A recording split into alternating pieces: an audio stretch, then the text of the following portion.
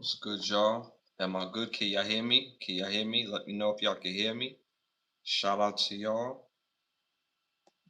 Can y'all hear me? Let me know if y'all can hear me. Let me know if y'all can hear me. Shout out to y'all. Shout out to y'all if y'all can hear me.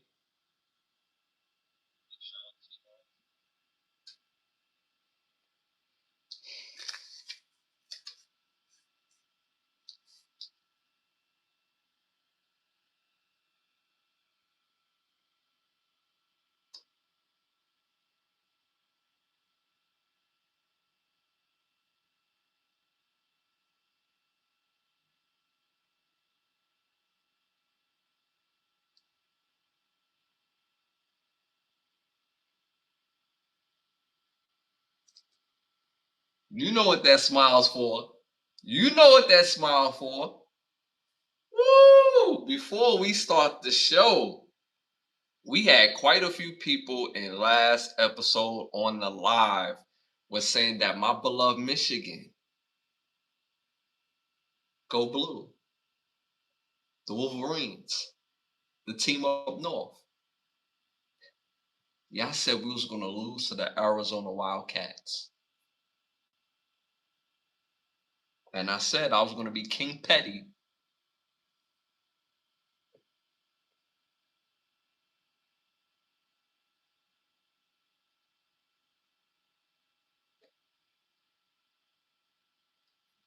Ain't it a great day to be a Michigan man? Be a Michigan Wolverine? Shout out to them blue. My team, we're going all the way. We're gonna win it all. Shout out to Michigan holding it down. We're gonna get into it more in the show. But I had to start the show off correctly. And I knew it. And I knew it. The people that was talking the most, they not in right at the moment. They're gonna be in a little later, just like all my Ohio State friends who love Ohio State, whether it's football, basketball. Anytime Michigan, we make these major accomplishments, it get real humby on these streets. It get real quiet out here. You know what I'm saying? So again, shout out to my Michigan Wolverine for holding it down and putting it on Arizona on a whole nother way. And I told y'all at the beginning of the show I was gonna be super duper petty and have a super duper smile for y'all. You know what I'm saying? So again, shout out to my Michigan Wolverines that showed up, showed out. We're gonna get more in depth into it later in the show. But again, thank y'all for tuning and tapping in. Let's start the show. Without further ado, what's good, y'all? What's good, y'all? What's good, y'all? What's great? Thank y'all for tuning into another episode of Can the Brothers Get a Rap podcast? I'm your host, Ashley Lovechild, and I want to thank y'all for tuning and tapping and this the smiley face I have right here is just the sheer joy that my Michigan Wolverines, had to show up and show out on Arizona Wildcats. You know what I'm saying? So again, we on the road to winning a national title, and I'm super proud of those guys. Remember, y'all, do not, excuse me, the presenting sponsor of this podcast, which is Button Snaps, where you get to find us some movies, shows, documentaries, and original content for your viewing pleasure of $4.99. Again, that's Button Snaps. That's the word button hyphenated sign in the word snaps.com. We're also on the road to 20,000 subscribers. We just went over a little of 13. So we've been making some more strides. So again, I want to thank y'all for supporting the show majorly, majorly. Hitting that like, hitting that subscribe button, hitting that share button, hitting that all notification bell because I do pop up throughout the week. I drop videos daily. So again, make sure y'all stay in tune, join the conversation, and don't miss out. We speak about everything over here, whether it's sports, entertainment, social commentary. I mean, we get into it all over here, and we have a good time doing it too. And we have the serious conversation as well as the entertaining conversation. So again, I want to thank y'all for y'all support. It means the world to me. Remember, y'all, do not be an agent of chaos. Do not be a stain. Do not try to stand out for being negative. Have the ability to stand out by being positive and adding to the conversation. Lose that Willie Lynch mindset. Lose that it can only be one mindset. And we love to have you, especially if you come with love and come with engagement and love in the chat, man. Speaking of the chat, shout out to the chat. We got the chat in here deep and early. Again, I appreciate y'all for tapping in. Your support is invaluable. I mean, without y'all, You already know the rest. So again, I appreciate it from the bottom of my heart. Shout out to some of our day ones. We got big badge holders in the building already. And I want to just shout out some of these people that show major, major love. Shout out to Tremont, Brooklyn. I see you. Shout out to Winter in the building, the loyal crew. Shout out to Hazel. That's Big Hazel. Shout out to Big Hazel doing big things on streaming platforms. Shout out to Culture. Yo yo. Shout out to King P. Party people. We lit. Great pod. Hit that like button. Appreciate that. Shout out to who's that right there? Shout out to Ebony. Shout out to Ebony. Don't be a stain. I love that. Shout out to Ebony. Uh, Rowan Jack, one of our big badge holders, one of our day ones, had his badge holder for over 2 years. King P, and both Rowan Jack had their badges for over 2 years. So again, thank y'all for y'all support. And without it, you already know the rest, man. Genuinely, thank you. My brother from a darker mother, I love that. I am, I am the, I am the limit of chaos. Oh man, yo, I'm pretty sure y'all gonna have me laughing all night because that's how I started the show tonight. I told y'all I was gonna be cake petty when Michigan obliterated Arizona. Like, you see what type of time I'm on. You see the type of time I'm on. You see the type of time I'm on. Don't you just love this smile, especially after we win? You know what I'm saying? Shout out to my Michigan Wolverines. You know what I'm saying? It's my twin cousin. So shout out to my Michigan Wolverines. Shout out to Paul. We got Big Paul in the building. One of our day ones. One of our major people that hold it down each and every episode. Again, I'm on every Wednesday, every Sunday at 10:30. Let's get the show started. With no further ado, we shout out everybody. All right, y'all. First segment of the night. Popular opinions. This segment is brought to you by OUV Records. As you see up here, over there. Make sure you go to Instagram at OUV Records and stay in tune to the latest music and merchandise. The label motto is create, document, and inspire. So make sure y'all stay in tune and stay in tune to that new music and merchandise. All right, y'all. First question of the night, popular opinion. Remember, y'all, these are not my questions. These are the world's questions. So stick to the answers in the questions. Strongest Marvel character on this list. Strongest Marvel character on this list. Number one, Living Tribunal. Number two, Phoenix. Number three, The One Above All. Number four, Franklin Richards. Let me know what y'all think about that in the chat. Let me know what y'all think about that in the chat. Again, strongest Marvel character on this list. Number one, The Living Tribunal. Number two, Phoenix. Number three, The One Above All. Number four, Franklin Richards. Let me know what y'all think about that in the chat. Again, let me know what y'all think about that in the chat. Shout out to my dog Fam in the building. Appreciate you for tapping in. He said happy Easter. Shout out to everybody that celebrate Easter. I don't celebrate none of the holidays, but you know, it is what it is. And I hope y'all are blessed, safe, and having a great time. And if you're not having a great time right now, you're gonna have a great time in a second from now. So either way, we're gonna have a good time tonight. Let's turn up. So let's get to it. All right, y'all. So again, the question was strongest Marvel character on this list. Again, number one, Living Tribunal. Two, Phoenix. Three, The One Above All. Four, Franklin Richards. From what I know about Marvel, I'm gonna say The One Above All. That I did my own research on Marvel mainly because I'm starting my own animation, and you know, I wanted my characters to be stronger than their characters. So I ain't gonna hold you. I went straight to the tippy top.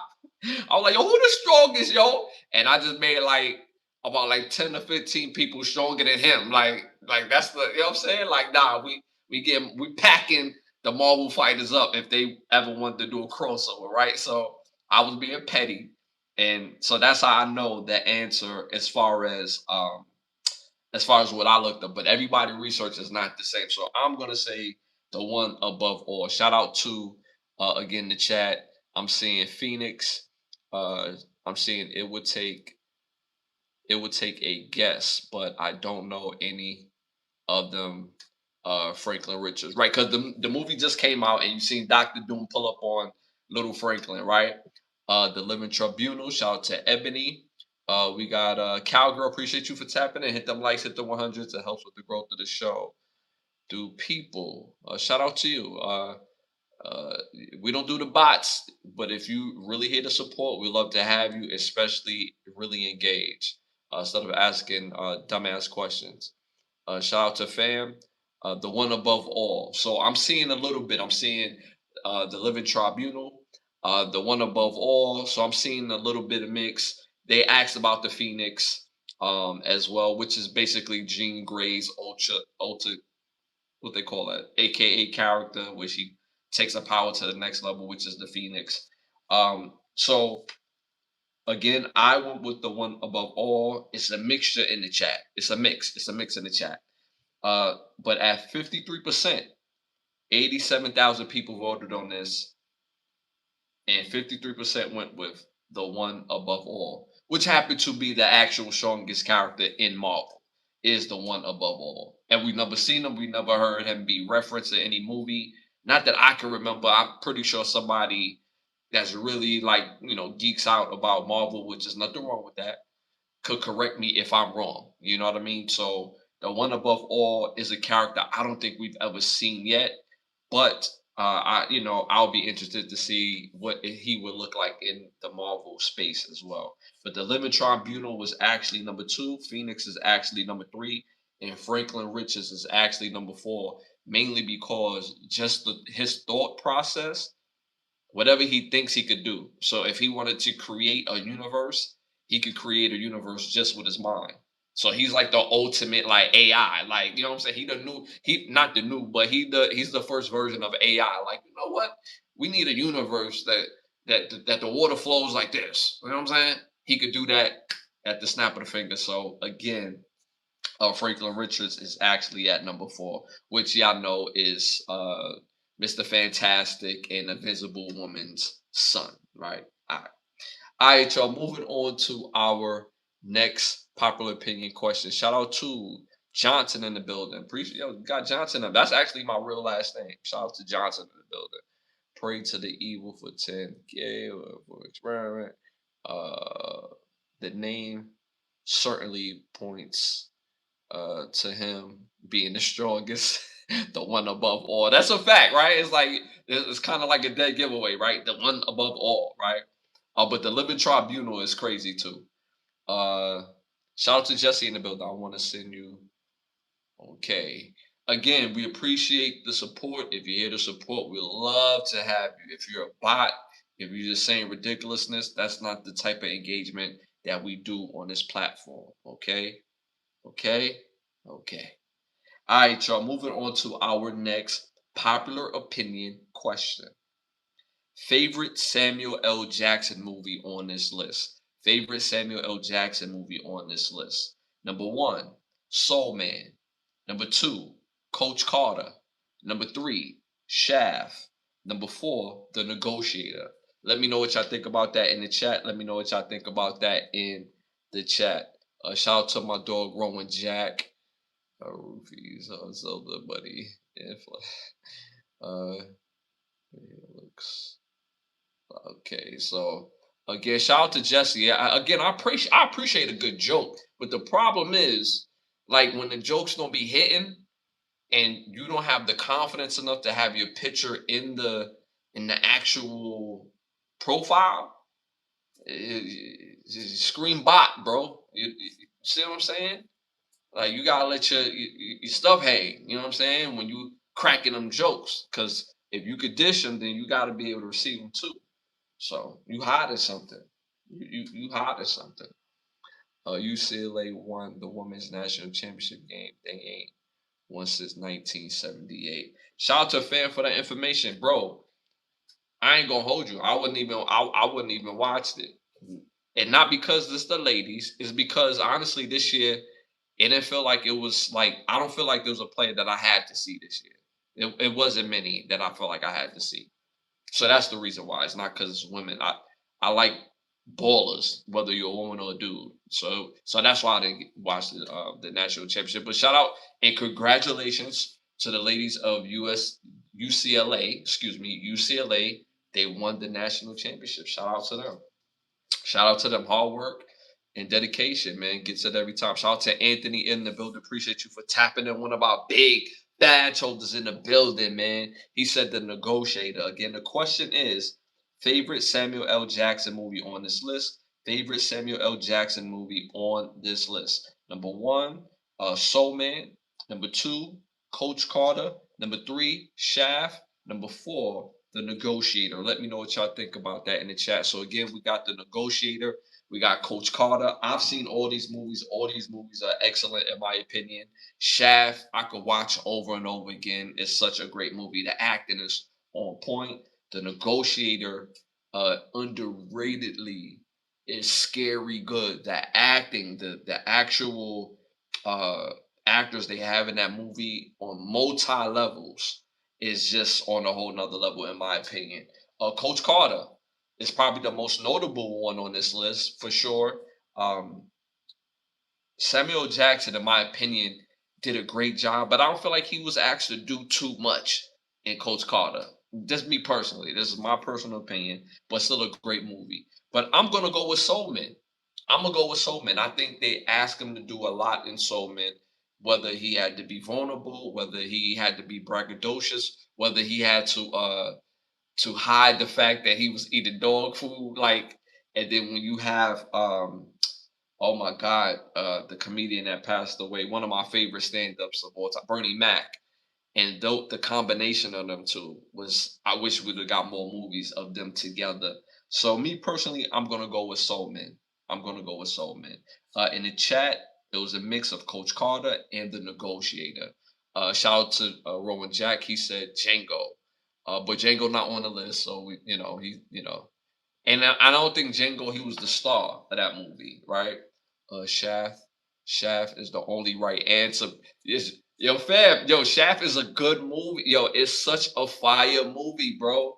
It's so underrated, bro, and they have so many funny parts in that movie. And I probably rewatch Shaft more than any of the movies. The rewatch quality of Shaft is on a whole nother level. But I like Soul Man the most as far as the movie and the performance. Yeah, that should have been on the list, but Jamie Foxx was really the head of the movie. Right, right, right. So most people would say Django, but Django Samuel Jackson doesn't star in Django. He's a co-star, right? That's Jamie Foxx movie. And and even Leonardo DiCaprio, he's a co-star. Samuel Jackson is a co-star.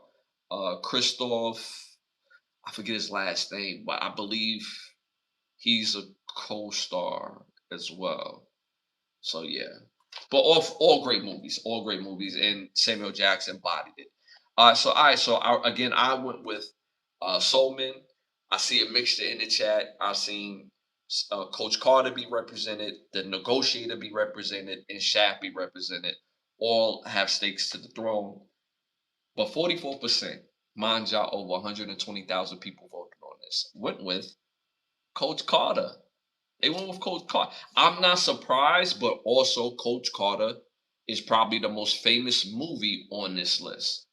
So, and the reason why is because it's a sports movie. So it doesn't matter which generation that is a part of. Sports movies, they tend to, last a little longer in the actors in his catalog. So I'm not surprised at that. Great movie. All these are great movies.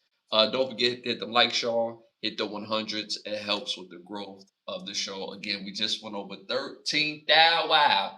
And I appreciate y'all support each and every episode, each and every Sunday, and each and every Wednesday.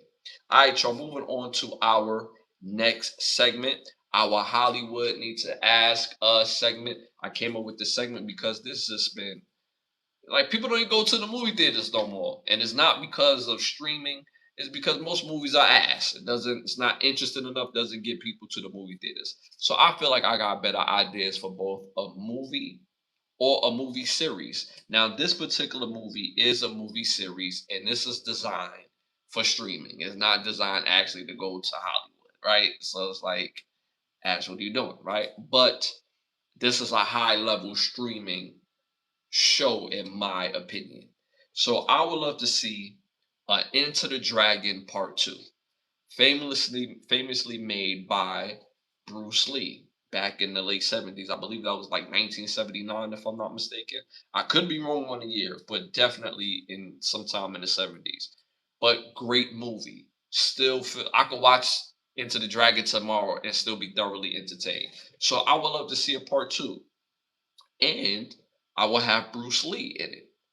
But obviously, that's why it has to be animation, and that's why it has to be streaming because the real Bruce Leroy, excuse me, the real Bruce Lee has passed away, legend, right? But I do want his character still in the movie. But the movie actually in itself, or the series actually in itself, after killing Hans, the island of forbidden martial artists uh just not disappear. It's always going to be there. It just evolves, right? So the dragon, the Bruce Lee character, remains on the island to dismantle the global syndicate that Hans built. Because if y'all know Hans, he was just on top of his criminal game at that particular point in time. But they found out that he was basically building an ancient style warrior to take on all warriors of all the world. And basically, Lee finding it, he has to basically stop this warrior before they take over the world. And again, I will use the likeness of Bruce Lee and obviously recast his voice. It will be sci-fi, martial arts, gotta be rated R when you have karate or martial arts, in my opinion. The actor I will use to play the Bruce Lee character, as far as his voice, is Mike Mall. I will also cast Joel McHale, Michael Jai White. I will also cast Ming Na Wing. I hope I said that name right. I will also cast Andrew Kalk and Stephen Fry. And lastly, Benedict Wong. Those will be my foundational cast for that movie. And I think this will be absolute fire or for the movie series. And the director will be, I hope I say this name right,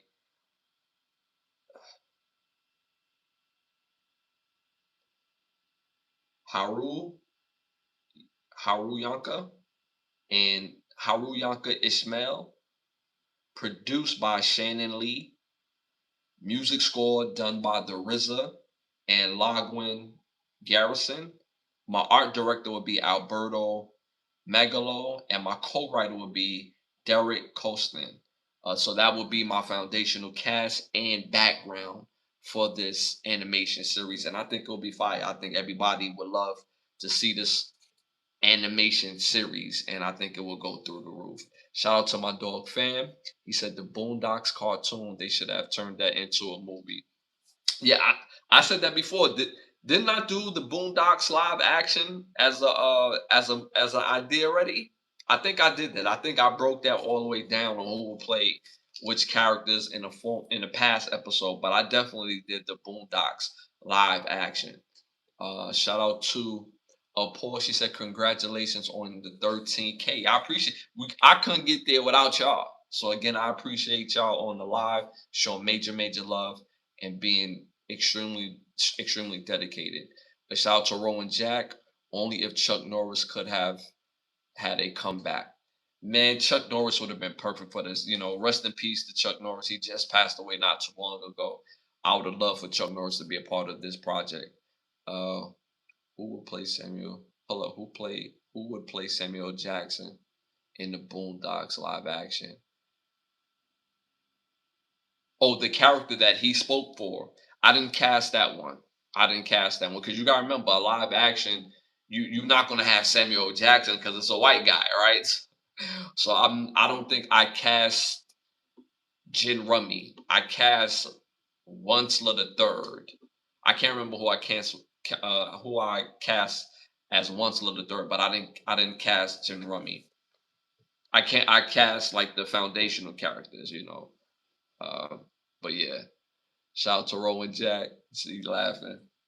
But yeah, so at the end of the day, I think this will be an absolute fire movie for people. I keep saying movie series for people to tap into.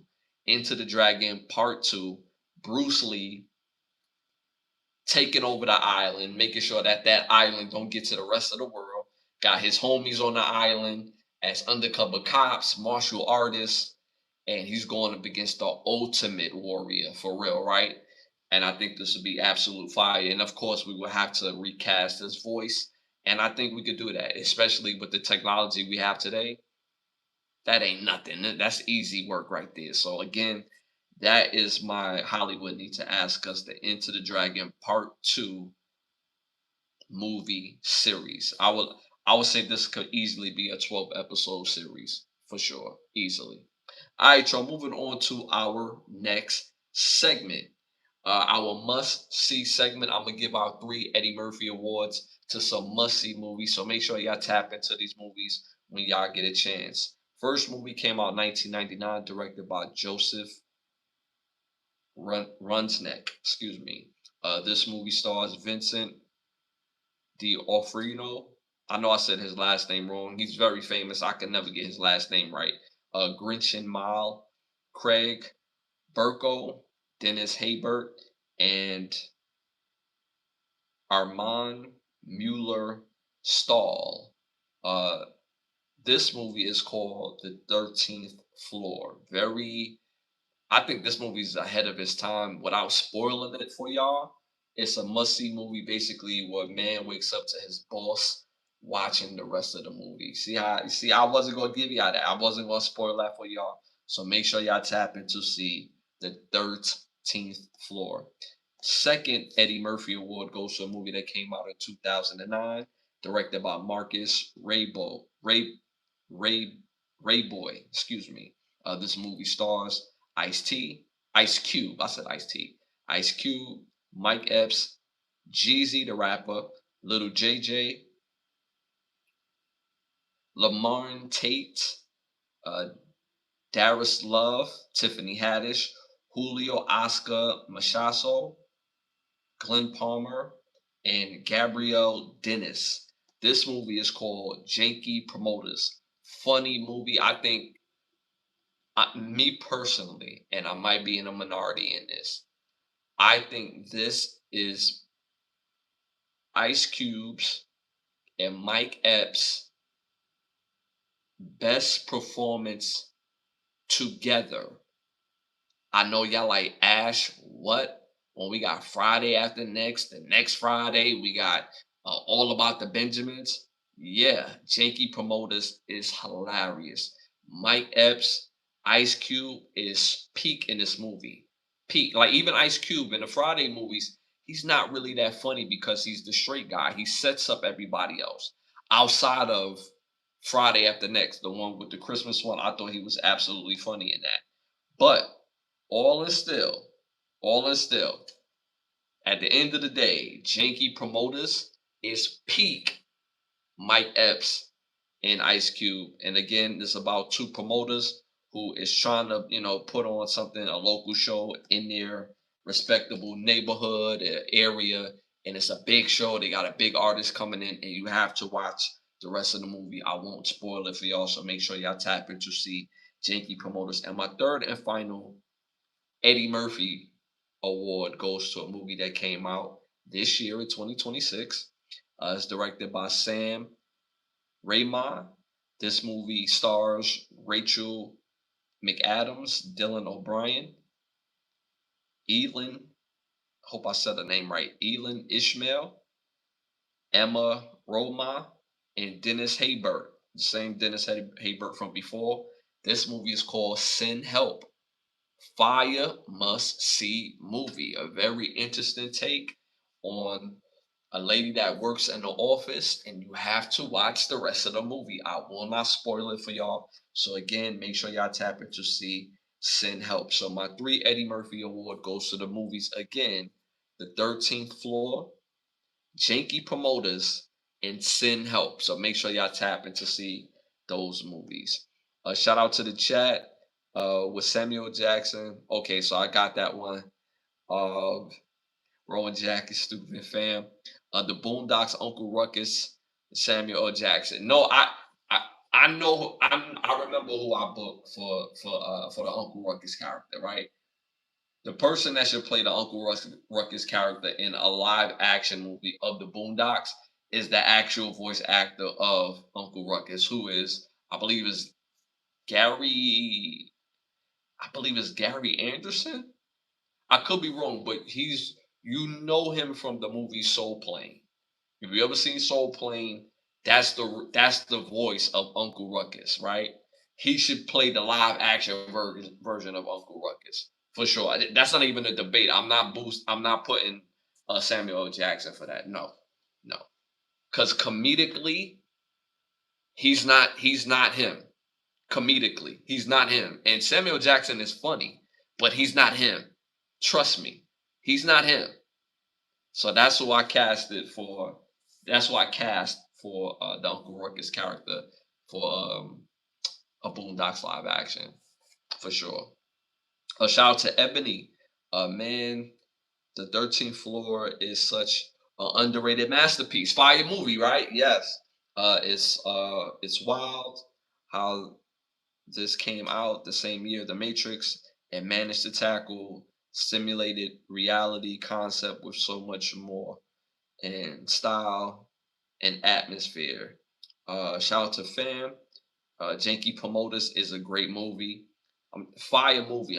It's so underrated, bro. Like it's their connection in that movie is just peak to me.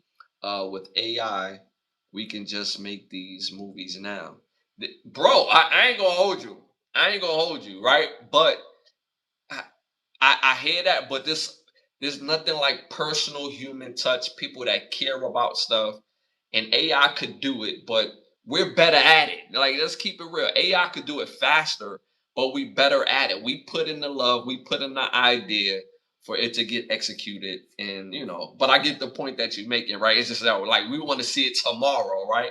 But ain't nothing like there's nothing better than human touch. You know what I mean? That human idea, right? Putting the special sauces on that, right? So uh shout out to fam Gary Anthony Williams. That's his name. Gary Anthony Williams is the voice of Uncle Ruckus. And his physical comedy for Uncle Ruckus, telling you, Samuel Jackson could play damn near anything, but he's Uncle Ruckus. That's his role. I'm telling you that right now. If it was my choice, but when I said for the live action, I did cast him for sure. All right, so moving on to our next segment. Uh, I'm gonna give y'all some fire must-hear music, whether it's new or old, whether it's hip hop or R&B. I'm just gonna give y'all that fire. So I got 3 Michael Jackson awards to some 3 fire songs by tonight's artist, James Ingram. If you don't know, you better know. Vocals out the wazoo. This man is next level when it comes to singing. So the 3 songs that you have to have on your playlist. My first Michael Jackson award goes to his song 100 Ways featuring Quincy Jones. This song still goes hard to y'all probably heard these songs and don't realize it's him, right? So 100 Ways. Second must-have song on your playlist and second Michael Jackson award goes to Yamo Be There featuring one of my favorites, Michael McDonald. Fire must have song on y'all playlist. I tell y'all no lies. Trust me on this. Fire must have song. And third and final Michael Jackson award for the song Baby Come to Me.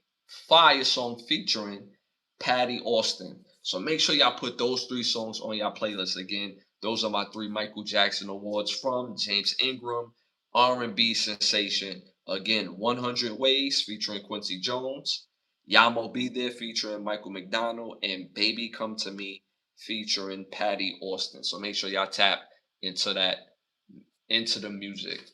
Shout out to my dog CC. You already know my dog CC in the building. Shout out to my dog CC, my brother Ash. Appreciate you for tapping in, man. You already know what it do. Hit them likes, hit the 100 y'all. If you haven't done so yet, it helps with the growth of the show. We just went over 13,000 And again, I couldn't been able to do that without y'all and y'all support each and every Sunday, each and every Wednesday at 10:30. So again, thank y'all. All right, y'all, moving on to our next segment. We're about to book that flight. It's about that time. And send them to Turkey. Send them to Turkey or no, send them to Turkey or no. We type in T to send them to Turkey, or we type in N not to send them to Turkey. When people say and do crazy things, we send them to Turkey or not. So let me know what y'all think about that in the chat. Again, shout out to the chat, showing major, major love. James English, sit down. You said James English, sit down. James English, James English, sit down. You mean James Ingram? James Ingram, fire. You said James English. I don't know. I don't know. I don't get that one, fam. Let me know. Maybe I'm reading that wrong. James English, sit down. Right? What that mean? I don't know what that mean. Let me know. Let me know, fam. Cause shout out to fam. Shout out to fam. All right. So first one of the night. Send them to Turkey or not. Send them to Turkey or not. Again, type in T to send it to Turkey, or type in N not to send it to Turkey. WNBA player Sabrina Iskew wants 2K to produce a standalone basketball game just for the WNBA. Let me know what y'all think about that in the chat. Let me know what y'all think about that in the chat. Again, WNBA player Sabrina Iskew wants 2K to produce a standalone game just for the WNBA. Let me know what y'all think about that in the chat. Are we sending her to Turkey or not? Type in T to send it to Turkey. Type in N not to send it to Turkey. Let me know what y'all think about that in the chat. Me personally, I'm sending her to Turkey. Yes. Yes. I'm sending her to Turkey. She's a great player, have been a great player for a long time, whether in college and in the WNBA. Ma'am, the name of the game is exposure. The name of the game is exposure. The WNBA is not successful enough to have a standalone game. Now, I will say this. I have more fun playing with the WNBA players than I do in the NBA players because I created a 6'4" small forward I named to Heaven Kyle, and she's a demigod. You know, she plays like a two guard, but she's 6'4", and she's faster than everybody. She gets to dunk on people. So that's kind of fun. I ain't gonna hold you. Like I literally dropped like 44 a game with her. Like that is fun. I will say that. But the popularity of the game in itself, I wouldn't have known if it's not for the NBA and that NBA game sharing their space with the WNBA lead. So it gives more exposure because let's keep it real. More people will buy the NBA game. Period. So why not just continue to have it as in the NBA game? Because more people are going to be exposed to it. Opposed to having a standalone, just to say you have a standalone and having less people buy the game. And let's keep it real. Now we do have women out here that are into video games. I love that. Like, one of my exes was into video games, and that was kind of cool. Like, oh, you get down on the sticks. Oh, I cool, and that was kind of refreshing, right? But at the end of the day, most women don't. So there's not a space that's logical where you're gonna have more men just buy the WNBA game just to buy it. No, they're gonna buy the NBA game, and it's because it's a part of it. They're gonna play that in there too. So it doesn't benefit the bottom line, which is business, which is sales, for have the standalone game. It makes no sense for the bottom line. 2K will probably lose money just like the WNBA have lost money running their league. Did I say something wrong? They've had the lead since the late 90s.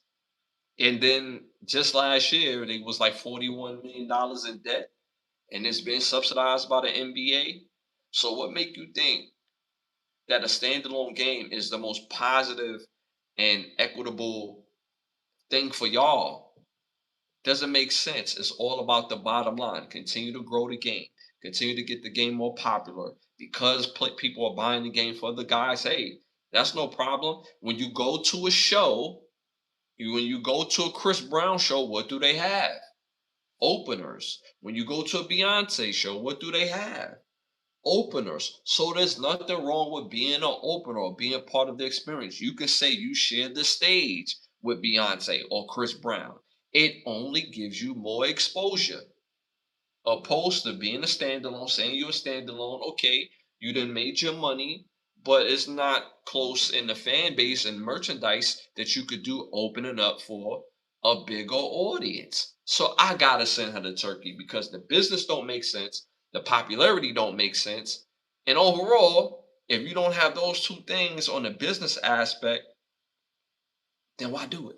So it sounds very foolish and it doesn't empower anybody by shaking your bottom line. And it doesn't impugn your values regarding that either. Shout out to my dog Cece. They barely watch the real game. Come on. They barely watch the real games. What make you they barely watch the real games. You want them to buy the video game now?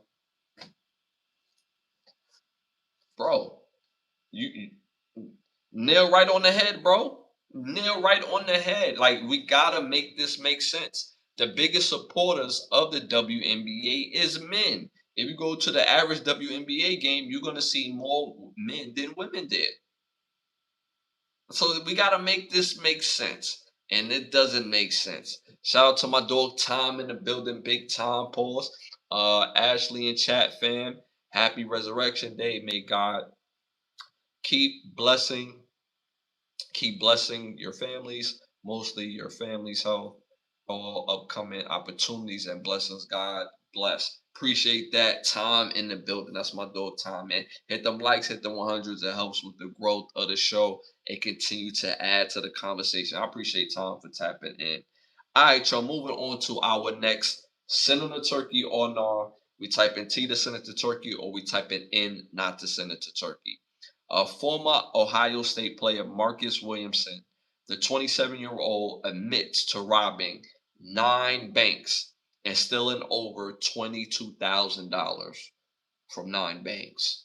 Let me know what y'all think about that in the chat. Are we sending him to Turkey or no? Are we sending him to Turkey or no? Let me know what y'all think about that in the chat. Again, former Ohio State football player Marcus Williamson, 27 years old, admits to robbing 9 banks and making or stealing 22,000 from those 9 robberies. So let me know what y'all think about that in the chat.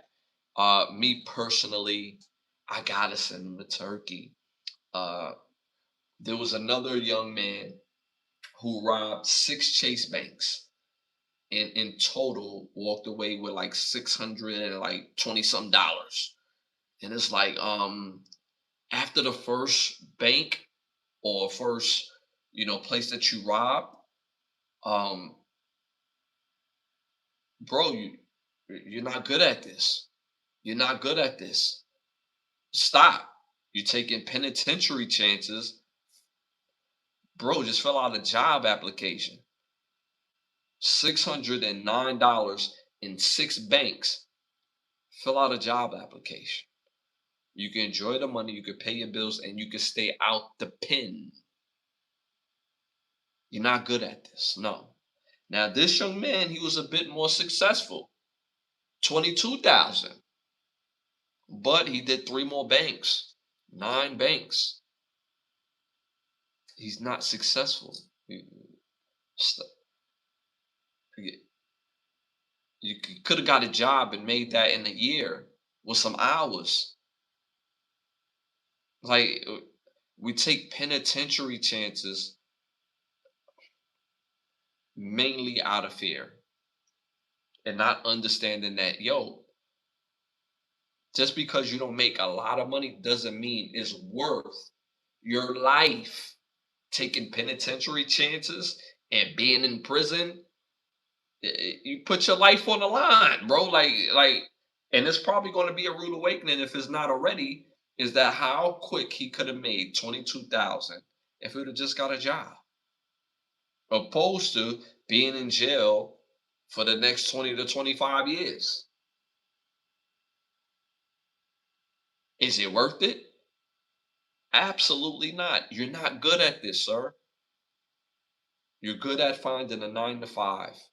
And there's nothing wrong with that. And I say that in all due respect because, like this era, with the things that we say about the 9 to 5, it's like in disrespect in the eras before us. And the eras before us paid the bills off the 9 to 5. They kept the lights on. They kept food on the table. They kept clothes on our back. So there's no way I could ever speak in elk of disrespecting that 9 to 5. But you're not good at robbing banks. You could have made that money easily. Same thing with the kid that robbed 6 banks and walked away with $600 in change. Get a job, bro. It's cool. It's cool. And I think this was more so our era, especially when I was like in my late teens, early 20s. Like when we was in our early 20s, I'm gonna speak for myself. In my area in New York City, it wasn't cool to have a job. You work a job, you're not chasing a dream, you're not doing this, you're not doing that. You working a 9 to 5. And that was the common theme. And most people, like they would rather take like penitentiary chances or business chances, and instead of working a 9 to 5. In 15 to 20 years, you could have had you some benefits, you could have making 6 figures, you could have gave yourself some options. But people are taking penitentiary chances, and then they realize once they get behind bars, I'm in here because of $603 or 630 something. I'm here for 22,000. That's not a lot of money. Even if he would have got 22,000 off of one bank, that's not enough to put your life on the line. So me personally, you're not good at this, bro. It's cool. It's cool. Why do it? It just makes no sense to me. Shout out to the chat. They've been sending tea in the chat. They sending this to Turkey all the way. Shout out to Tom. He said Gino and his big ego, pause, being a big score loser. It's okay when Connecticut is dominating and beating everyone else, but not Gino. Send him to Turkey. Oh, you talking about Gino, South Carolina and Gino, right? Don Staley and Gino. Yeah, yeah. And I got on the lady that lost to him in the first round or the second round, and I believe those the coach from Syracuse. Shout out to Rowan Jack. He said T for being lame. Shout out to CC. He said T, no hesitation. If he stole Rowan Jack, if he stole exactly 69, he stole exactly 69, he would. Oh my God. I'm not even gonna finish that. Shout out to Rowan Jack, you stupid. Shout out to Jay in the building. What are you? Okay, shout out to you. Uh, Ebony, Turkey. Where do they find these type of criminals in society? I have no idea. I have no idea. It's amazing that people, whatever that they going through, they feel like they're gonna really put their life on the line.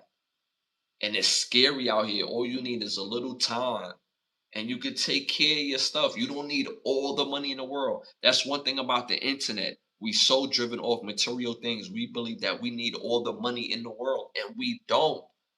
We don't. It does not cost much to live comfortably. Some people like, nah, no, it doesn't cost much. Think about the job that you work right now. As long as it's consistent, you'll be able to take care of the lion's share of your bills. Now, if you're working a job and it doesn't take care of nothing, then you're obviously working at the wrong place. You're obviously or haven't done the job or the research or the education to align yourself with a position or the skill to pay you your hourly wage or get a career out of it. But people that really work and understand adulting and paying bills, as long as that money is steady, you gonna be all right like old Mike Larry from Bad Boys. So at the end of the day, you don't need all the money in the world. Everybody doesn't need to be a millionaire. Everybody doesn't need to make six figures, because different places in the world has way lower cost of living, and it requires much less to live in certain areas. Only the main areas, and when I say main, and you don't even need to make it. I lived in Brooklyn, New York all my life. I didn't meet people that started making $100,000 until I got of a certain age. Where like I know a lot of people that was making $100,000. It's like damn. But there's a whole lot of people that don't make $100,000 in New York, and they still survive and still live comfortably. You don't need to make all the money in the world. So to see these penitentiary chances being taken over peanuts is crazy. Shout out to Rowan Jack. Inflation stole most of that money. Yo, shout out to Rowan Jack. He's stupid. He said inflation stole most of that money, y'all. Yo, Rowan Jack, you a stupid, bro. Yo, he thought he was doing something, right? By the time he got back to the house, they done up the rent, they done up gas, everything done went up. He thought he was doing something, right? You stupid. Shout out to Ron Jack. Again, hit them likes, hit the 100, y'all. It helps with the growth of the show. All right, y'all. Moving on to our next segment. It's about that time. So it's time to rap. This segment is brought to you by Button Snaps, where you get the finest of movies, shows, documentaries, and original content for your viewing pleasure of $4.99. Again, that's Button Snaps. That's the word button, hyphenated sign, in the word snaps.com. Excuse me, the word button, hyphenated sign, in the word snaps.com. First hot topic of the night in Time to Rap. President Donald Trump has signed an executive order to change college sports eligibility and transfer portal rules. Let me know what y'all think about that in the chat. Again, let me know what y'all think about that in the chat. Again, Donald Trump has signed an executive order to change college sports eligibility rules and transfer portal. Let me know what y'all think about that in the chat. Let me know what y'all think about that in the chat. So he changed it to when he wants to change it to players only get 5 years to play their four, and that he wants to limit all college athletes to one transfer portal in their career. Let me know what y'all think about that in the chat. Again, he wants to limit the amount of times that players do transfer to one time and one time only, and you can only play 5 years, or you play 4 years, but you get 5 years to do it. So let me know what y'all think about that in the chat. Let me know what y'all think about that in the chat. Me personally, Donald Trump, when it comes to college sports, stop. When it comes to college sports, stop. No, no, no, no, no, no. You're not going to do this. You're not going to ruin the game that I love, and you're not going to take the power out of these young men's hands anymore. For decades on decades, college football has built their schools and the sport in itself off the blood of the players. We no longer live in a space and place where, hey man, be happy with your education, your scholarship, you get to eat 3 times a day. But guess what? That's still not enough. Still not enough. So you mean to tell me that this locker room, because I ran 30 touchdowns in a year, that a donor is going to donate 170,000. I get this scholarship, cool. I may get my education or may not, and I gotta be cool with that, or for opportunity for my education. Bruh, stop, please stop. Leave college football alone. Like I said before, and this is how college sports should be ran. Period. When it comes to the transfer portal situation, players should be able to transfer once every year. It may piss people off. It pisses me off as a Michigan fan. Pisses me off. I hate seeing players transfer, but giving them the power is on them.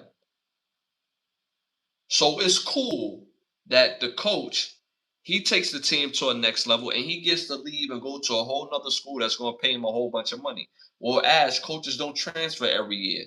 They would if they upgraded him every year. If you coached at Florida Tech University, and if you from Florida, you know Florida Tech. If you coach Florida Tech University and y'all go undefeated, they say, "Hey man, would you like to coach Bethune Cookman next year?" Sure, it's up in division. I go from D2 to D1 AA. That's cool. And he leaves and go to Bethune Cookman. He goes undefeated there.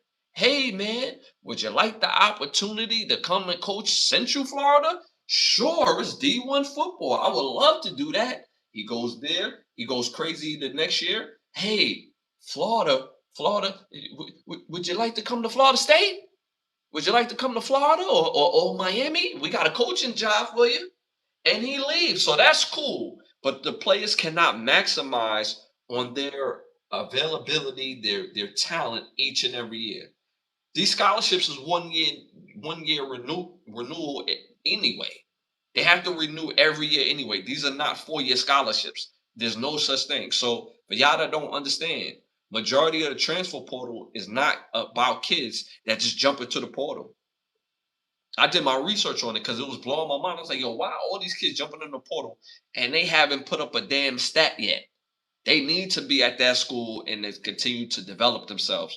No, the coaches asked them, hey, man, I don't see you playing here. You may be better off transferring to another school because we plan to use your scholarship for another guy that we're trying to get from a bigger school that can help our team immediately. So why continue giving the school and the coaches the power of a player's career? No, we're not living in them day and ages no more. No, no, no. Let these players go make their money now. What I'm on board is for the transfer portal should only be available once a year. So if you sign there, you stay there. If you have a falling out with the coach, guess what, bro? You're there until the year is over. Period. There's no longer you're signing in the fall with Wake Forest, and then by the end of the season of Wake Forest, you want to sign. Well, that's a part of the transfer portal. Excuse me. There's no way you sign with Wake Forest in the spring semester, and then when the next fall comes around, you go to Syracuse. No, you're gonna play with Wake Forest, bro. One transfer, 1 year. I'm all for that, and this gives players to maximize on their potential as far as money making potential. Because if a player that nobody thought about, nobody cared about, he gets busy, he goes crazy, he gets the opportunity to take his family from one level to the next. How dare you take food out of that kid's mouth, but you don't take food out of the administration, out the coach's mouth, but it's cool for you to take that out of a kid's mouth and that family. Nah. Donald Trump, chill, let college football be college football. Now, as far as the eligibility ruling as far as how many times players get to stay in college football. All rules are not built the same. Players should get 4 years of eligibility, period, hands down. But players should also be able to get a 1 year medical because if he gets hurt, then he didn't play. If he gets hurt under a certain amount of time, then he did not get a chance to really play. So I believe that all players should get a medical red shirt. I also believe that players should also get a red shirt as well, just a red shirt. If they feel like they're not big enough, strong enough, fast enough, you have that year to develop yourself. So you get an automatic red shirt year if you want to take it. Now, obviously, guys who are NFL bound, most of those guys don't take red shirts. Most in this day and age, not in the past. Guys that used to take red shirts, like Michael Vick, stuff like that, that was different, right? But in this day and age, because you can't hoard talent when guys are uberly talented, you're not going to see what Alabama running back room would look like at one time, or their receiver room, or Miami University running back at room at one time. You're not going to see that again. right? So because of that, let these players get a regular red shirt. Let them get a medical red shirt. If they get hurt, I believe if they go to prep school, that they still should get all 4 years of eligibility. Now, if they go to JUCO, I believe that they should get us. I still believe that they should get either 3 or the full 4 years, mainly because it's JUCO, and in JUCO, most JUCO schools don't necessarily get you prepared for the 4 year program. They get you prepared for their program. So I, I'm on board whether they get a full 3 year or a full 4 year. So that's what it should be. Now, with all those years, that doesn't take a guy all the way to like a decade, right? It doesn't take that. It's been some people that it went a decade only because of COVID. So with 9 times out of 10, we won't have another COVID. Hopefully we won't. So it doesn't extend players basically their time in college sports. So let's keep it real. The whole purpose is to have talent in college sports. And sometimes when you have older players who are 24, 23, 24, and they at them lower level schools, that's still better competition because you have men there at those schools who's not going to the NFL, but they can play and they took their red shirt or they took their medical. At some schools, believe it or not, like BYU, they go on missions. So they miss a whole year or two to go on a mission to Africa or to other countries to do mission work. And then they get to come back and be a college athlete. So again, let those rules be that. And once players are done, they're done. But this whole thing, when you're trying to control the players' earning potential, when you're trying to control the amount of times that they transfer outside of the 1 time per year, it's a bit egregious. Now, again, if a player should not be able to go to 3 different schools in 1 year, absolutely agree. One per year, so he can maximize on his earning potential. So that's how I feel about that rule in itself. And President Donald Trump should chill on that. Shouldn't be signing no orders. Shout out to Rowan Jack. Keep the players from transferring. Y'all know I'm like Ron Burgundy, so I'm gonna read damn near anything that pops up, right? But Rowan Jack, you are funny as hell, bro. You are funny as hell. I can't even finish that. I can't even finish that, bro. I can't even finish that. Uh, Shout out to May. We got May in the building. Appreciate you for tapping and hit the likes, hit the 100s. Appreciate you for tapping in. Shalom, brother. So nice to see your face. Appreciate that. Thank you. Appreciate your support. Thank you. May Father bless you. Keep you always. Thank you. The same to you. Thank you. Appreciate your support. Shout out to my dog Vic. I'm Mike from Michigan. You see it though. You see what Michigan did to Arizona. I'm gonna talk about that later. I talked about that at the beginning of the show. I told you I'm King Petty, and I told y'all when we put belt to ass. I'm gonna save it for later. I'm gonna save it for later. In the chat, who else we got in the chat? My dog Vic, great talk, chat. Ash, stay spitting facts. Appreciate that, CC. Appreciate that, CC. Ebony, Donald Trump should be worried about cost of living. I mean, he does have more worries outside of college sports, and I get it. Some of these things is absolutely ridiculous. The situation that happened at Clemson, I didn't like what a player who signed on to Clemson to get his NIL was going to play. He was in class. He then transferred from Colorado to Clemson. While he was in class at Clemson, after he done transferred, another coach was like, "Yo, we got an M for you, dog. Leave class right now. Come transfer right now. We're going to give you this M." Players should not be able to do that. Once a player sign his name on the dotted line for that year, yo, you can't back out, bro. You can't back out. You all the way in. So I'm more in favor in that, on that aspect. Once you sign, you in. So yeah. All right, y'all. Moving on to our next hot topic in Time to Rap. Boxer Javante Tank Davis, excuse me, video videos have been shown the boxer grabbing an ex-girlfriend at a club in court. They showed this in court, different videos of where it happened and where it ended up on different occasions. But he was a bit handsy with his ex-girlfriend at the club. Let me know what y'all think about that in the chat. Again, let me know what y'all think about that in the chat again. Boxer Javante Tank Davis. Videos have shown the boxer grabbing ex-girlfriend at the club on several different videos, and this was seen in court. They released the court uh, version of the sequence of going from one area to the club, basically to the parking lot, and he was a bit handsy. Let me know what y'all think about that in the chat. Let me know what y'all think about that in the chat. Me personally, I think this is a terrible look for him. This is a terrible look. This is not the first time that that women have said he's been a little handsy with them in uh in an unflattering way. This is deemed to be a pattern if deemed guilty. So what else is it going to take? What else is it going to take?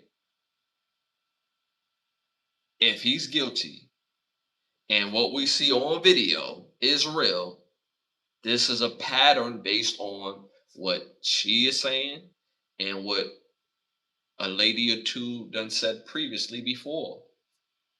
So what do we do with this pattern?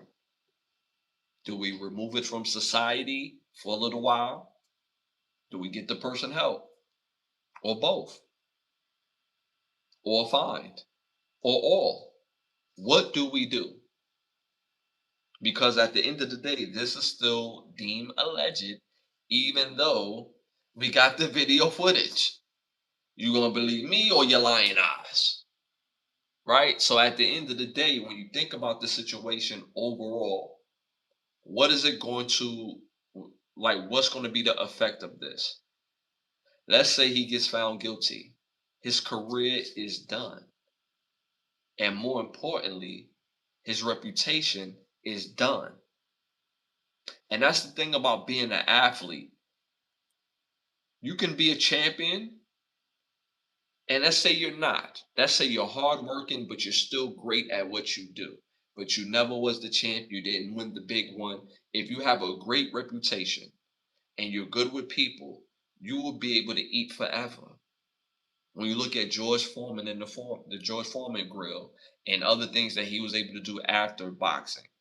When you look at other boxers and them being uberly successful after boxing, Sugar Ray Leonard, it's several guys that come to mind off the top of my head. Roy Jones Jr. Obviously Mayweather has opportunities. If you're great at what you do, regardless any sport, whether you're a champion or not, when you're good to people, you're good to companies, they will rock with you, especially if your reputation is intact and not having issues with women. Especially when you depend on companies to write you checks. So at the end of the day, this is going to be way more damaging to his reputation if he is deemed guilty of this. And this will establish his reputation that precedes him dealing with women and what may be some of the behaviors.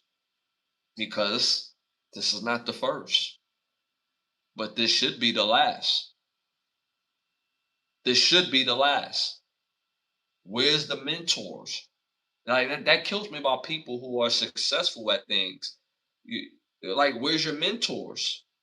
Where's the people that's in your corner that really want you to win? When they see behavior like this, hey man, you're doing yourself a disservice. You're acting out of emotion. And this emotion is going to cost you your life. It's going to take food out your mouth, your children's life.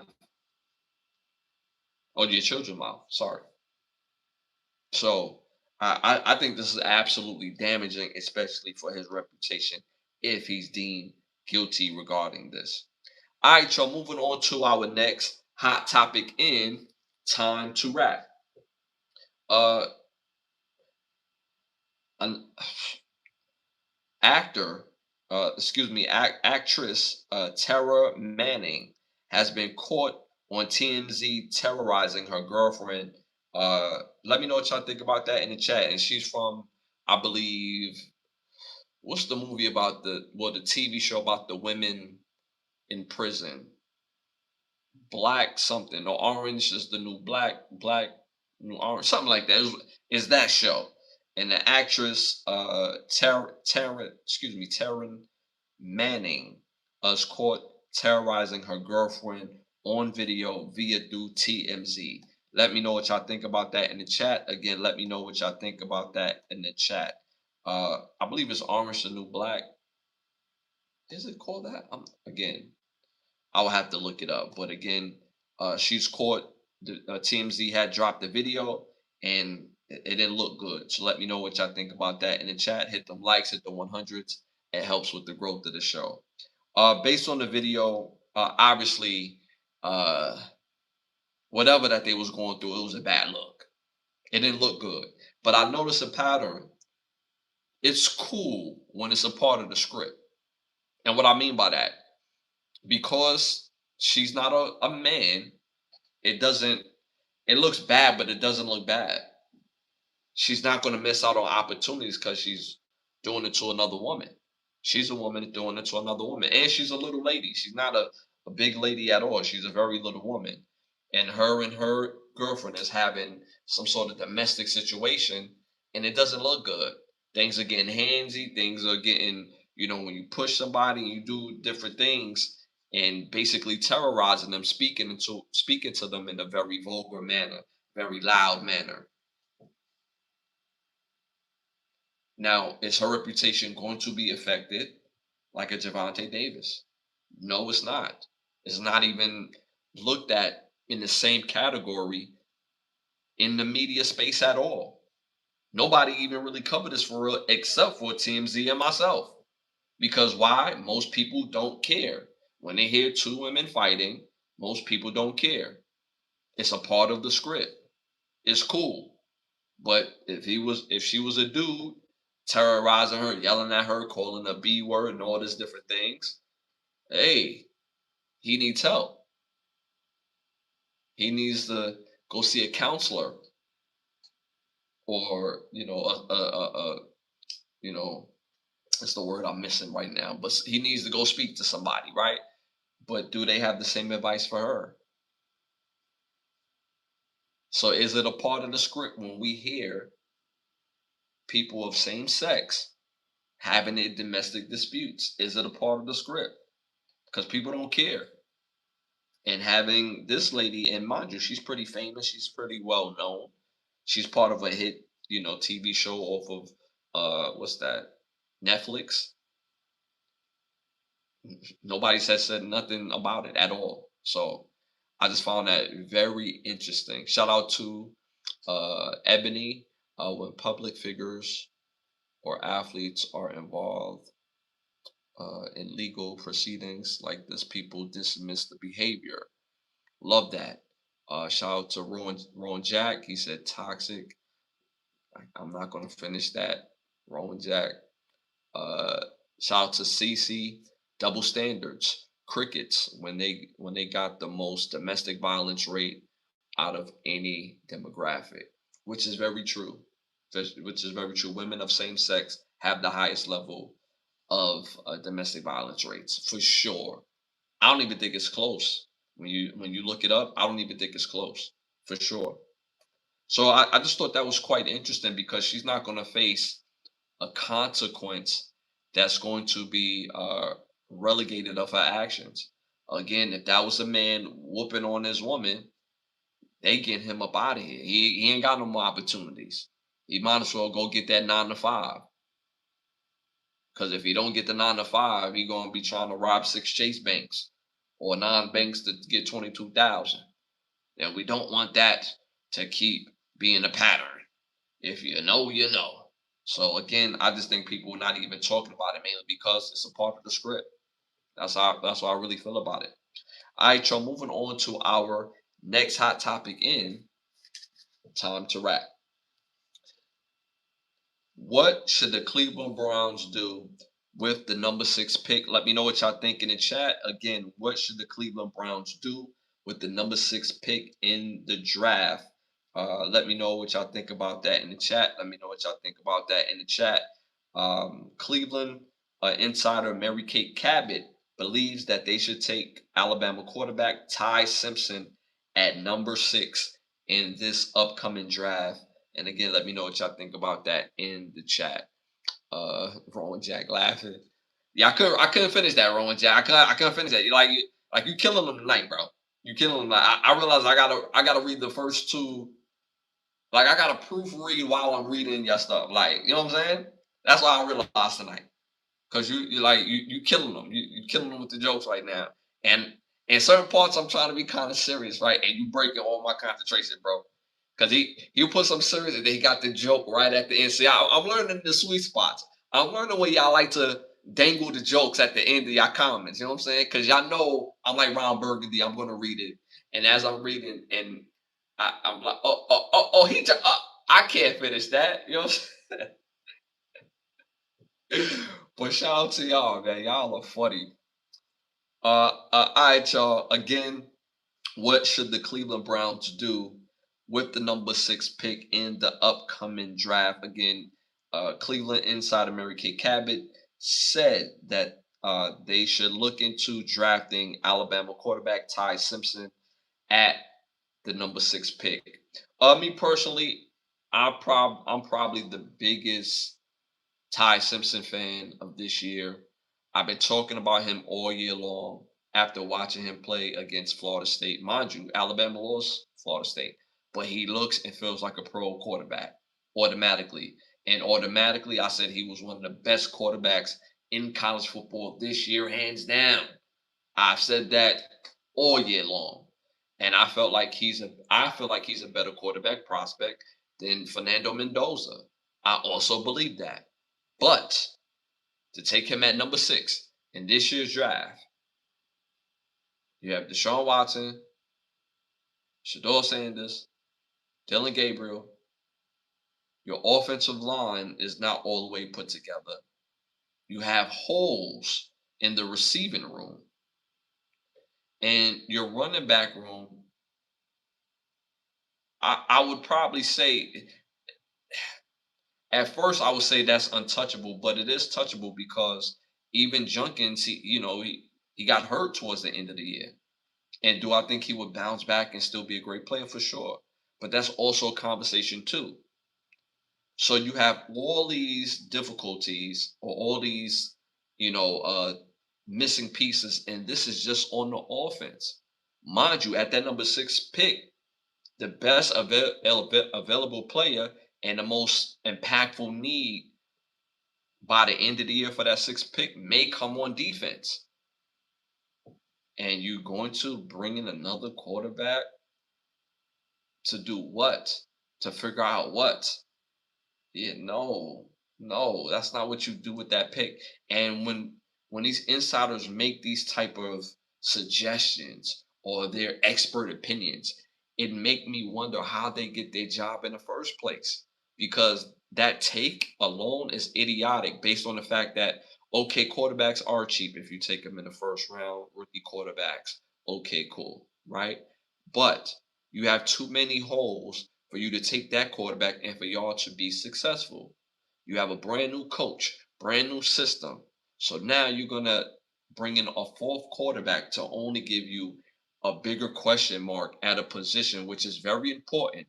But you need people at other positions like left tackle, maybe that blocks, because it doesn't matter which quarterback you have back there, you need somebody who can block. You need a receiver that can actually get open on a regular basis and not drop touchdown passes, not miss touchdown passes and give it to the other team, not catch a big play and try to dance and fumble. You need guys who show up every play at the receiver position. They have a really good young tight end. I think it's going to be good for a long time.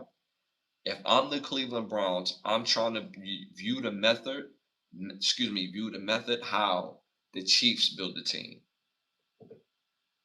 Y'all see that hat in the background? That's Title Town. That's my squad, right? But the reason why I say that is because guys like Harold Fanning Jr. don't come out of college every day as a tight end. He has availability. He has a first option type of talent. So you have the tight end. Me personally, instead of taking Ty Simpson at number 6, which is idiotic, I'm going to get me a receiver. I'm going to get me the receiver. Now, mind you, if the running back from Notre Dame is there, I don't know. That's a question because Junkins is great, but that kid from Notre Dame is nice too. And you can have a three-headed monster in that backfield between, Love, Junkins, and Simpson or Samson, I believe his name is. Another great running back. You want to have something that defines your offense. So again, another quarterback that's unproven who happen to have talent, but in my opinion, he's not the best talent in that quarterback room. So why bring him to a team that's not going to help him fulfill what he needs to fulfill for the team? So again, at that number 6, for a long time, I was saying they should take the left tackle because there's not going to be a left tackle of quality later in that round. I'm going to chance it.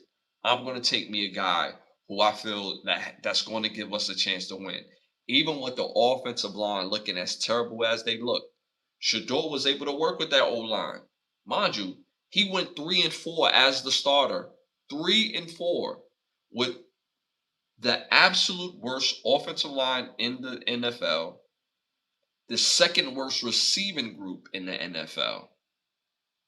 Now, if you bring him a receiver who's reliable, and I like him more than Makai Lemon for Cleveland in this system, I like him more than Tyson from Arizona State in this system, meaning Carnell Tate.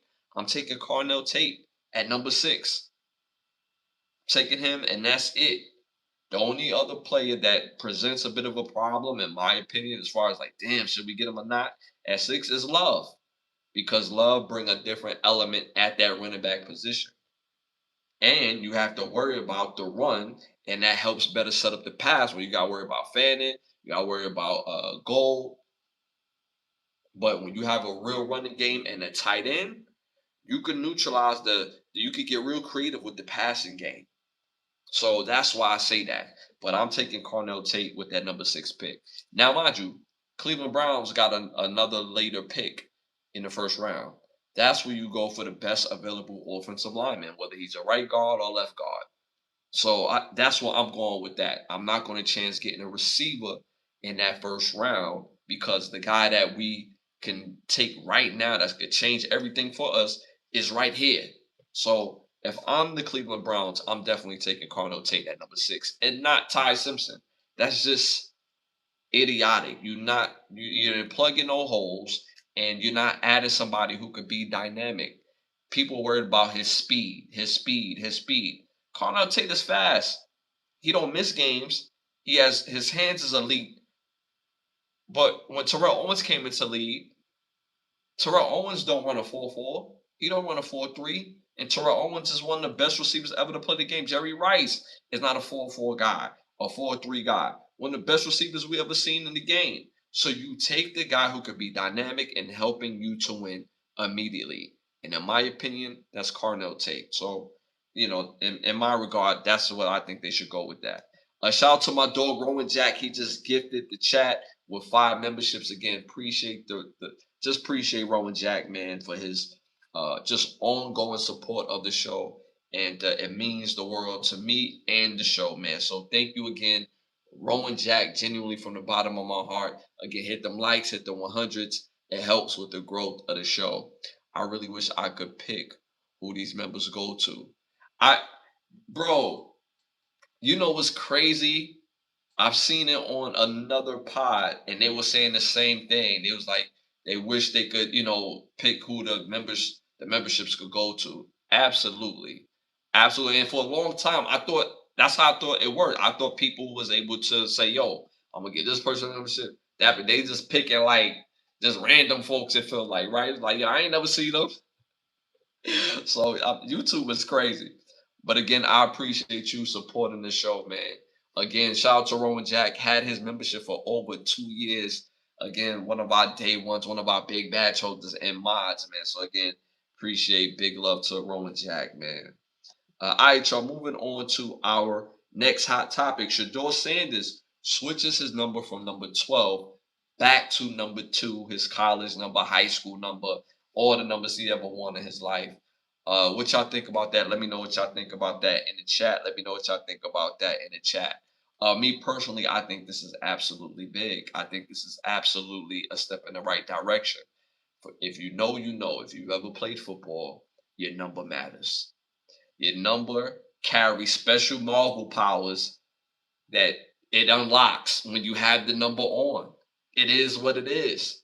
It's just different when you have on certain numbers. Um, when I think of Shador Sanders, automatically his brand is number 2. He's number 2. He's been 2. And that's, his father's old number, Deion Sanders wore number 2 at Florida State and would have won number 2 in the NFL. But at that time in the NFL, players like, that played running back, corner, they couldn't wear single digit numbers. So that's why he didn't win number 2. But fun fact, he did win number 2 in practices though.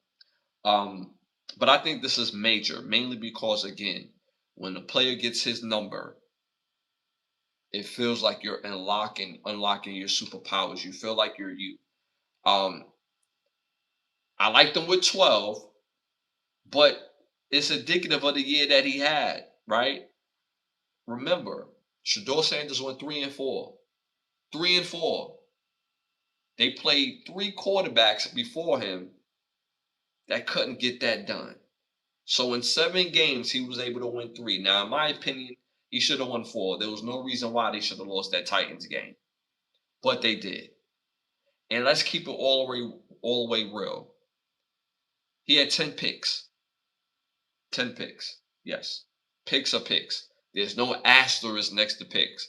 But if there was ever a year for asterisk, it would be this past year. Not because I like Shador as a quarterback. No, because there was some wild things, unusual things that other quarterbacks don't go through when they throw their picks, right? Bad read pick. His came off the backs of other people, and there was some picks that he threw that was just like, yo, bro, you got to read that better.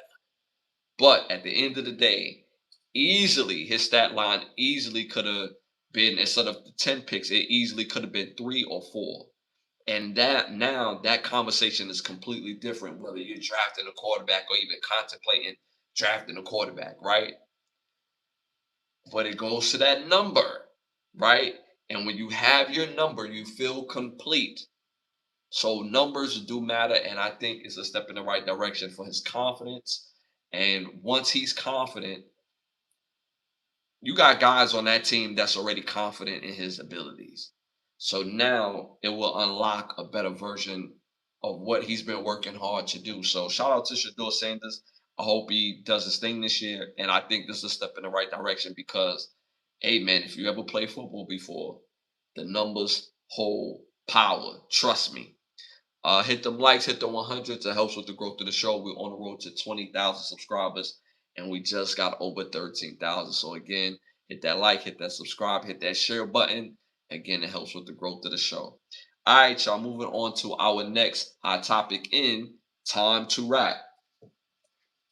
Rapper Pooh Shiesty allegedly kidnapped former friend and a label owner, Gucci Man, with 8 other individuals, including Pooh Shiesty's father and friends.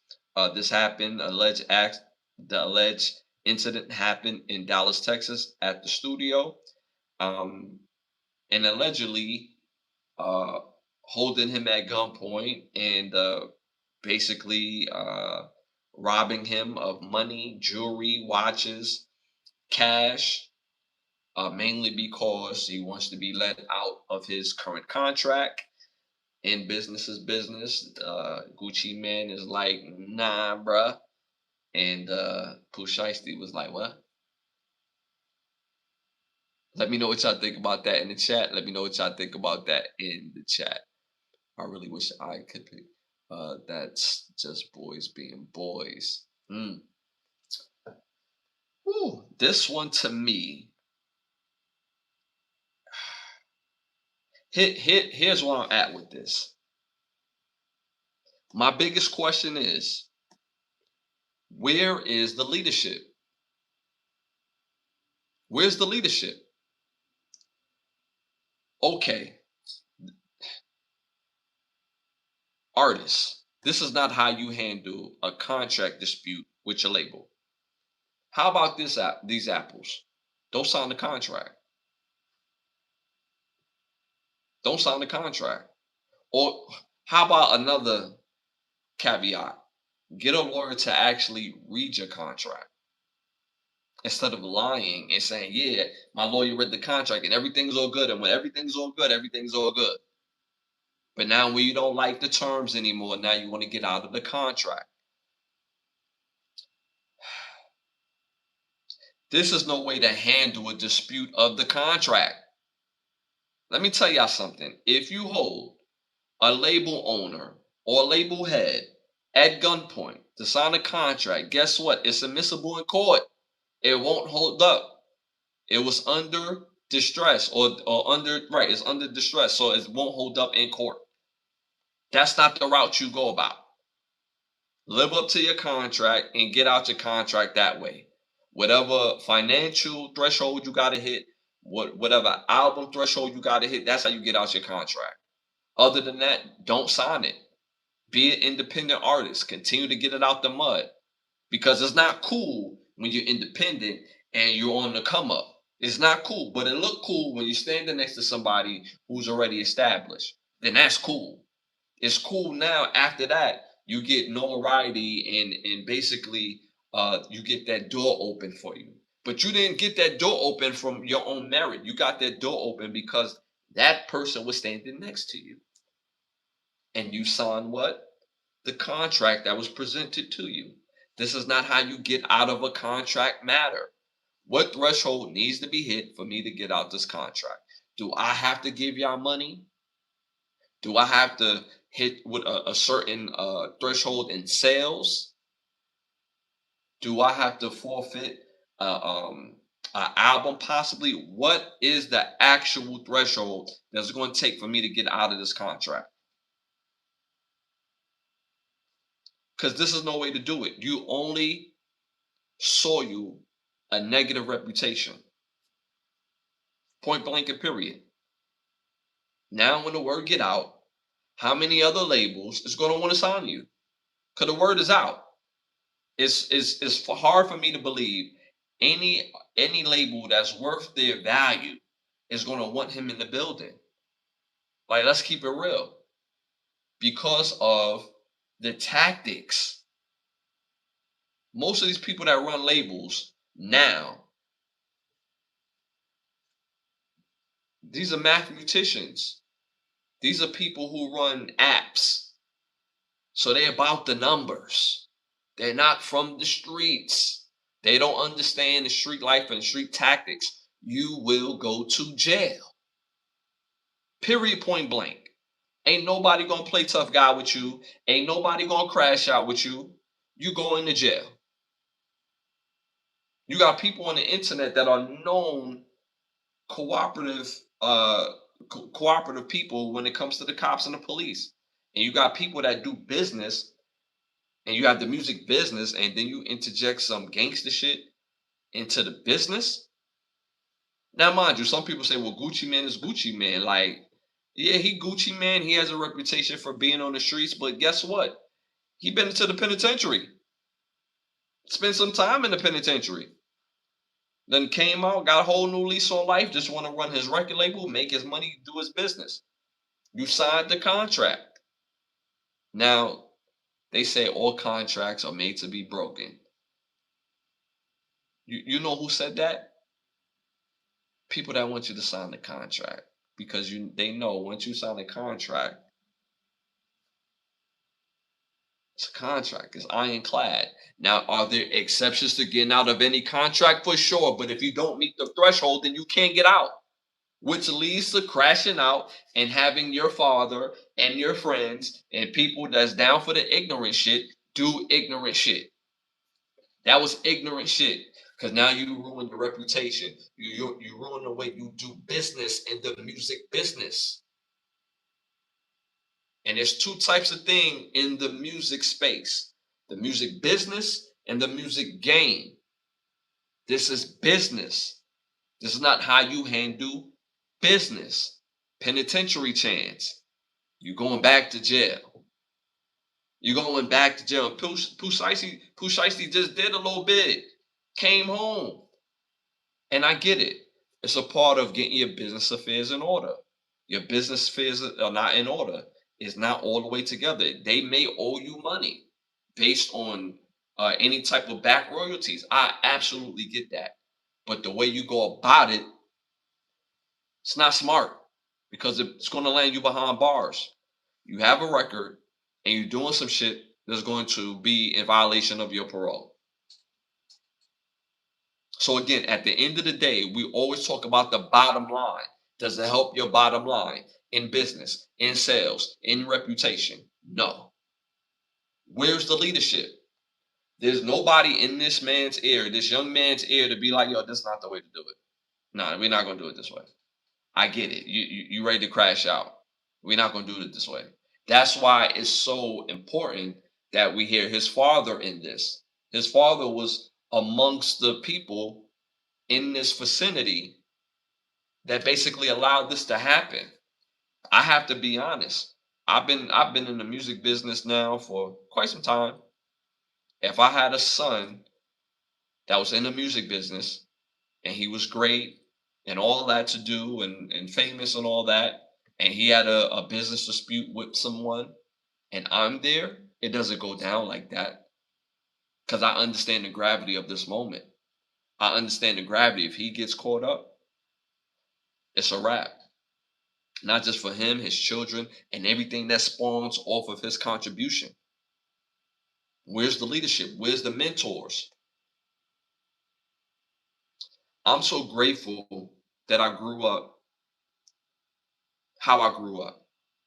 I grew up in rough neighborhoods, but I grew up also having strong male figures in my life. My dad, my uncles, football coaches, basketball coaches, track coaches, boxing coaches, all strong figures. And also there's some street element to that as well too. And I don't say that as a brag. I'm talking about understanding male figures. I've been parts of rites of passage programs and understanding leadership and direction. Where's the leadership and direction for this young man that clearly has talent? Pooh Shiesty has talent, but where's the business acumen that was needed? Where's the finesse, the business finesse to deal with a contract dispute amongst somebody that you've done business with and helped make you famous and successful? You think you're the only person that has some sort of falling out with somebody that you've done well in business with? Happens every day. And that's not how you handle it. And now you're working at a deficit because now you're looking at doing more time.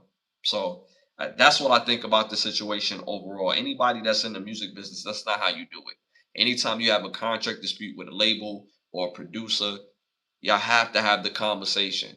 And even if y'all don't see eye to eye, then fulfill the contract. Fulfill the contract. When you create an enemy, in that your name gets around. Meaning, if you want out of the contract, and they probably might let you out of the contract, guess what? Your name is not going to be worth much after that, because you didn't fulfill your contract. You're not about your business. The word gets around about you. Nobody else will sign you ever again. Nobody else will have the same type of interest. So think before y'all move. Be tactful. in this type of thing, because all these are tactics. All of these things are tactics, and it doesn't bode well for artists. The beautiful thing about labels, when it comes to negative press and negative energy and negative this, negative that, it's a label. That means they're always going to be in somewhat of need, because there's always somebody in a position that needs them. Same thing with companies. Why you think companies don't get in trouble the way individuals get in trouble? When the individual get in trouble at the company say, yeah, they not a part of the company anymore. So you get to deal with them how you're going to deal with them. We'll pay the fine and we're going to move on with somebody else. It's an entity, it's a company, it's two different things. So when you sign contracts that you was willing to sign because you was at one level and now you done propel to the next, fulfill your contract before you crash out. Figure out what the threshold is and do it. Simple and plain. Because you get more working with people instead of against them. Well, guess what? Don't sign the contract. Shout out to y'all in the chat. I really wish I could. Okay, the wrong Jack. That's my boys. My dog Vic. He said Turkey. Send him to Turkey. Rowan Jack. He said straight to jail. That's a fact. That's a fact. Penitentiary chances, because people are moving out of emotion instead of in logic. Be logical. This is your life. I don't understand how people move in emotion based on their life. It's your life. It's the highest thing you have is you. The most important thing you have is you. Because without you, you can't be nothing good to nobody else. It's more important than being a good father. When you good to yourself, because when you good to yourself, now you can be a good father. You can't be a good father by ignoring yourself and concentrating on the kids, because the kids see that and they think that the kids think that's healthy when it's not. So where's the leadership in a situation that needs leadership? Just crazy to me, man. All right, y'all. Moving on to our next hot topic in Time to Rap. A comedian, Leslie Jones. Oh my God, comedian Leslie Jones says that marriage is legalized slavery, and she encouraged her young fans not to get married. Let me know what y'all think about that in the chat. Again, let me know what y'all think about that in the chat. Comedian Leslie Jones says that marriage is legalized slavery, and she encouraged her young fans not to get married. Let me know what y'all think about that in the chat. Let me know what y'all think about that in the chat. Leslie Jones, at this point, I honestly believe that she's doing these things for clicks. I honestly believe that, because she got no other motion going on. Like, she started off as a comedian, and she's funny. I think I actually think she's a funny. I see her more. Matter of fact, she's a comedian slash comedic actress. I enjoy her comedies, her stand-ups. She's actually funny. She's actually funny. And she's been funny in movies and on different shows. But her personal views regarding relationships have been absolutely ass. Absolutely ass. No disrespect, but I gotta keep it a buck.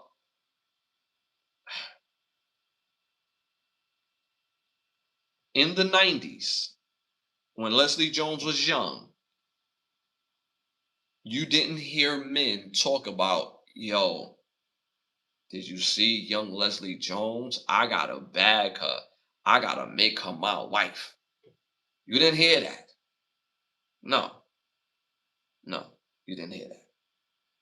So you cannot be the symbol head of what marriage looked like when one, you was never married. Never been married. And like, let's keep it real. Majority of the women don't look at Leslie Jones as a speaking head or what it looked like to be married. Now, it would be different if Beyonce was to say this, Sierra was to say this, Kelly Rowland was to say this. You know, women that actually been married, women that actually men sought after.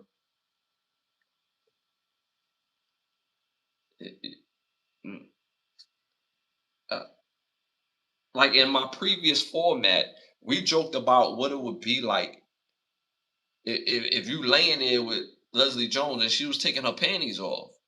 Like that don't sound like a good time. So at the end of the day, like, what is she talking about? You can't be the figurehead of speaking about something one that you was never married to, and no dudes talk about you in that space. I've never heard dudes say anything about you. And mind you, she's way older than I am.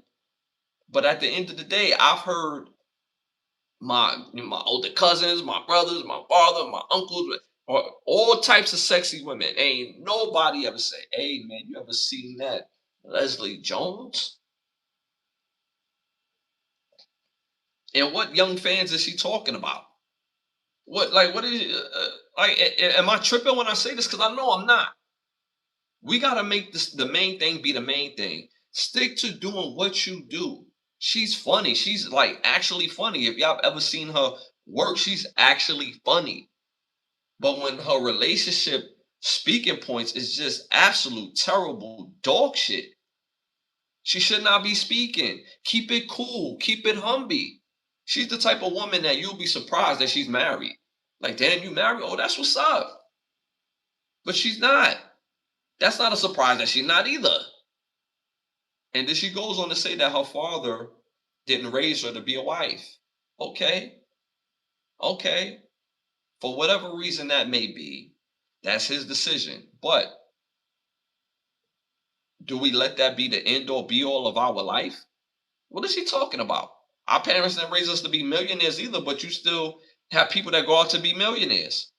You have people that raise their children to be millionaires and they're not millionaires.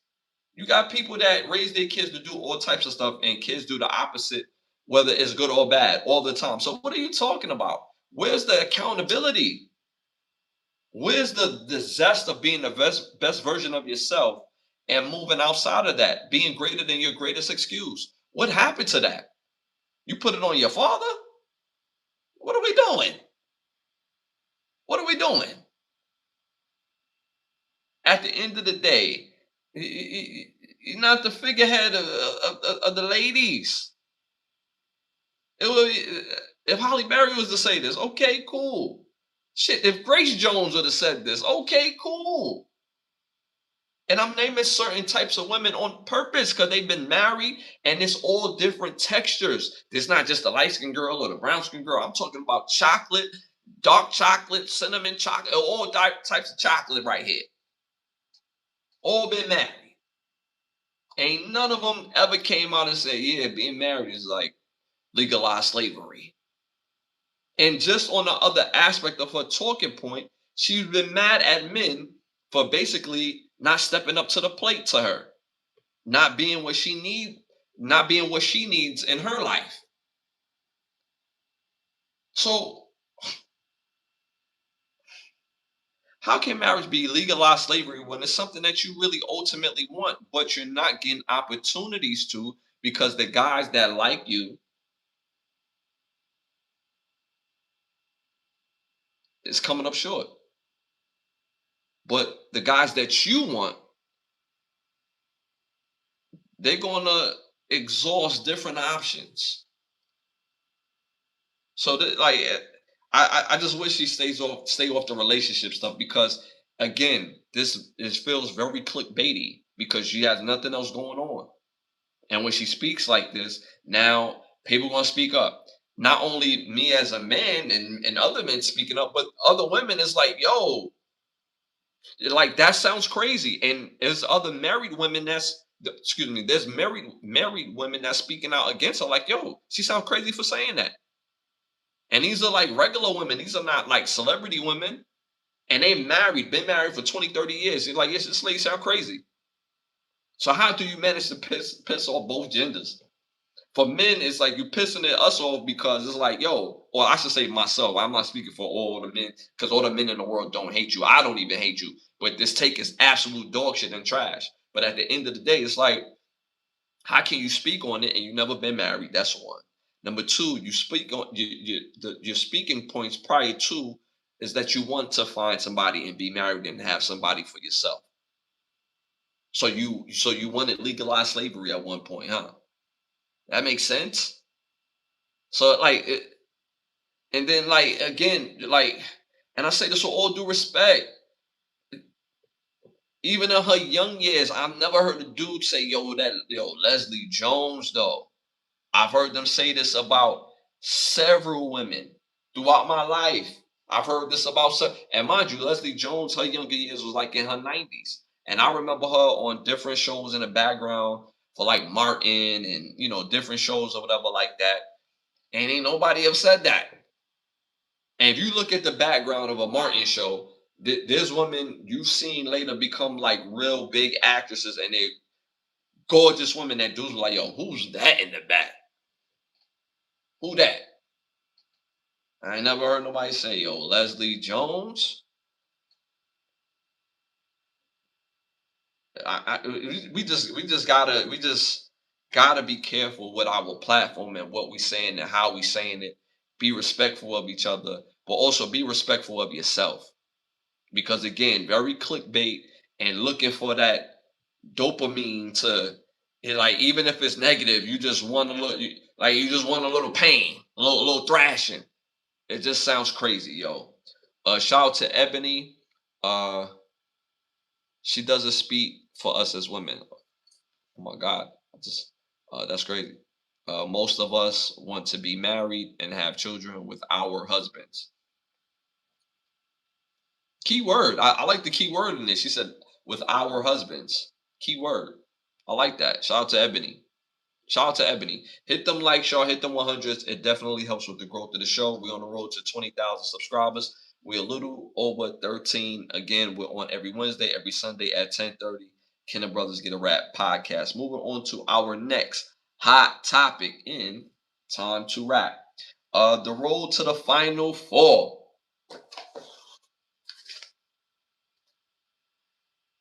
The road to the Final Four. Yes. Okay, so the game I predicted was number 3, Illinois versus number 2, UConn.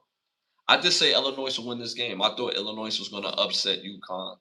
I honestly believe anytime a team plays down to the wire like UConn did, and they had to come back from a big deficit and win the game that they did and how they won, they normally don't do well the next game. They don't match the same energy, but they was in control of this game all game long versus Illinois. Illinois is a good team, but they just seem I don't want to say they seem off.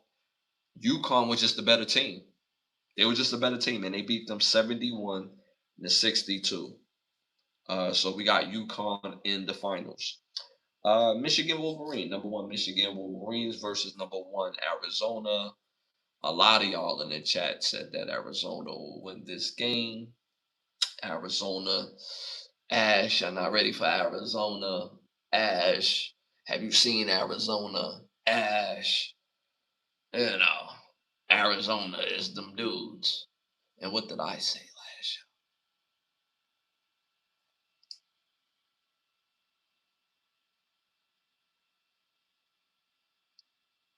I said we was gonna win, baby. Go blue. You already know what it do. We won in like the final score wasn't even indicative of the game, to be honest with you. We won 71 to 7, excuse me, 91-73.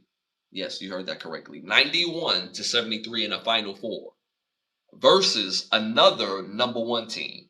Not a 16 seed, not a 8 seed, not a 6 seed, a number 1 seed who's been kicking everybody's butt. The game before we played, they demolished their team. But what did I tell y'all? What did I tell y'all? We them boys. There's nothing other teams do that limits what we do. And we can win in a multitude of ways. We can win with our bigs. We can win with our pick and roll crew, our half court team. We do play a nice fast pace when we need to play fast pace, and we play hellified defense. We are very long on defense. And we're very well coached, might I add. So we won 91-73, and the final score wasn't indicative of the game. It was like one point in the game we was up by like 30. we was it looked crazy out there. So I got my Michigan Wolverine going all the way. One game left versus UConn. I think UConn is again a great school, a great team, well coached. Coach is kind of crazy, might I add. The way he headbutt the referee at the end of the game with the walk off stare, the jacket halfway on his shoulder, it's crazy. I think Hurley, crazy. All right, but good team, very well coached. This will probably be the best team we play against. Oh yeah, this is going to be our biggest challenge for sure. But Michigan, I see us winning this game.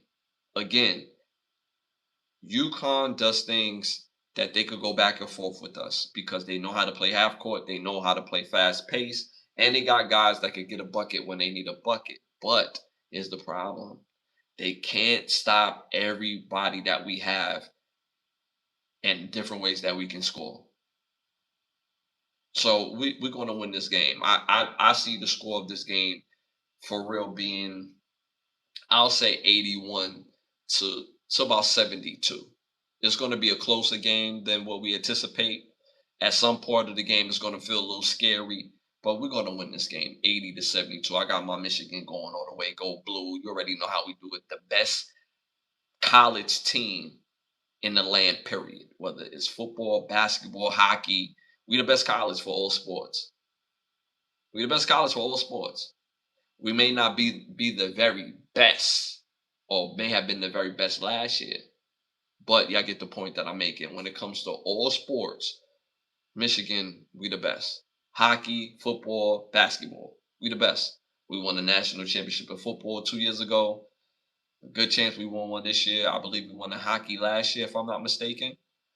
Like, come on, go blue. You already know it's about that big M in the middle. So again, shout out to my Michigan Wolverines. I seen the Fab Five was there giving them their support, which is fire. And yeah, man, I'm gonna be rooting for them. And we're gonna talk about it more in depth, I believe, because the national championship game is Saturday, Sunday. We'll probably get a chance to talk about after the after effect of the national championship game. So again, go blue, and we're gonna do that. No, we got a Wednesday show, so yeah, we're gonna talk about the game before the actual national championship game. Shout out to Rowan Jack. I have learned that I should use Ash predictions for Kalshi or Poly Market. I never heard of Poly Market. Okay, but I'm seeing a whole lot of people using that Kalshi. Kalshi running them numbers up.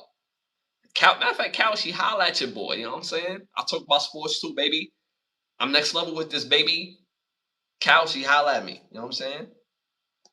All right, y'all. Moving on to our next segment. Our Keep the Lie Alive segment. My Keep the Lie Alive for this episode is relationships over resume.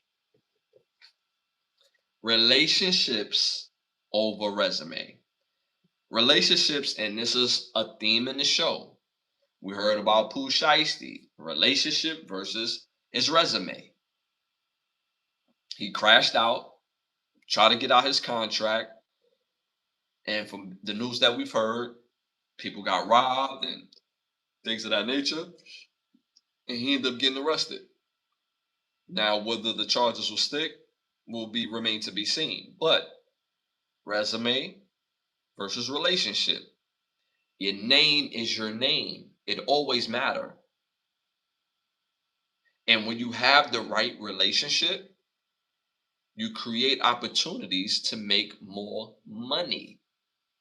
That's why I've always respected somebody like 50 Cent. Because if you look at how he moves, he used a way to get in by his relationship. And then he uses his resume to bolster that. But staying in good standing with businesses and companies, people that pay him, only gives him more opportunity. Mind you, 50 Cent came out in the late 90s, and then he made a resurgence back into the early 2000s, and he's still here in 2026 on a whole nother level, not just as a rapper, but also as a producer And what I mean by producer, I mean a producer of TV shows and documentaries and all types of stuff that's bigger than music. So at the end of the day, relationships is more valuable than your resume. People work their whole life to build a resume, build a resume. That's cool. That's wonderful. But you don't have the personality. Work on having your personality together. If you don't want to work on your personality, then run your own business. But when you have to deal with people or choosing to deal with people, you choosing to get money from companies, guess what? You got to work on your personality. You got to work on your relationship skills. And if you have great relationship skills, no matter where the monetary gain is at, you create your own opportunities when your relationship can stand the test of time.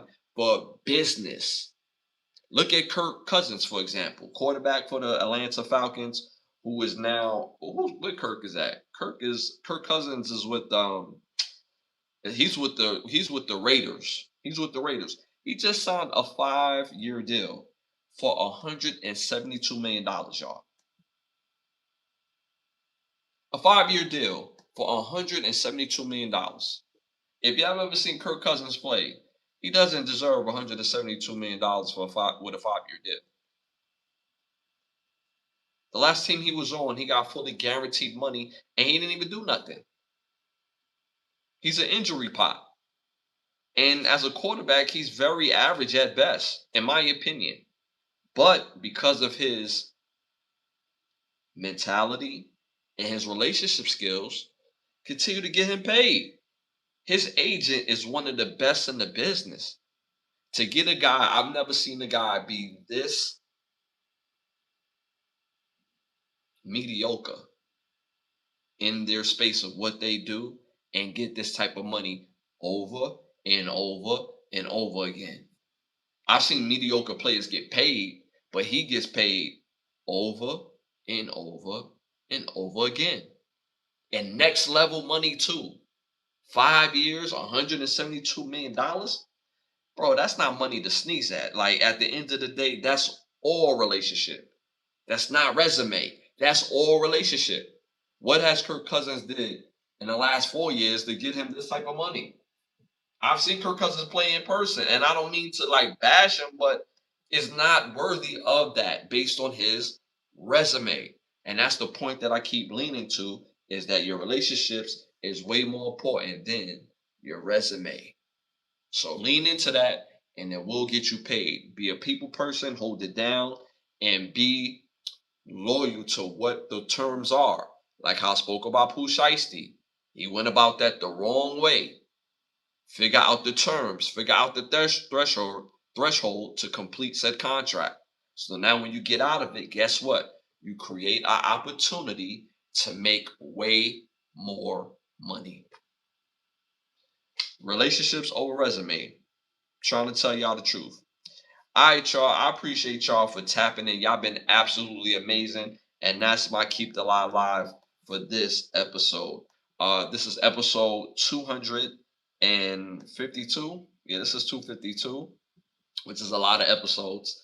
So again, I appreciate y'all for supporting the pod each and every Wednesday, each and every Sunday at 10:30. We got some interesting developments with the show that I kind of wanted to be a surprise. So be on the lookout for some of the developments. But again, I want to thank y'all for supporting. Shout out to the chat that been engaged into the chat all night long. Y'all been major, major, major. Shout out to Rowan Jack. Shout out to Ebony in the building. Shout out to CC in the building. Shout out to Vic in the building. Shout out to the new badge holders. We got some new badge holders complimentary to Rowan Jack that gifted the chat. Shout out to May in the building. I'm not gonna shout everybody out, but people that I saw like really contributing to the conversation. Shout out to Tom. Shout out to Fam in the building.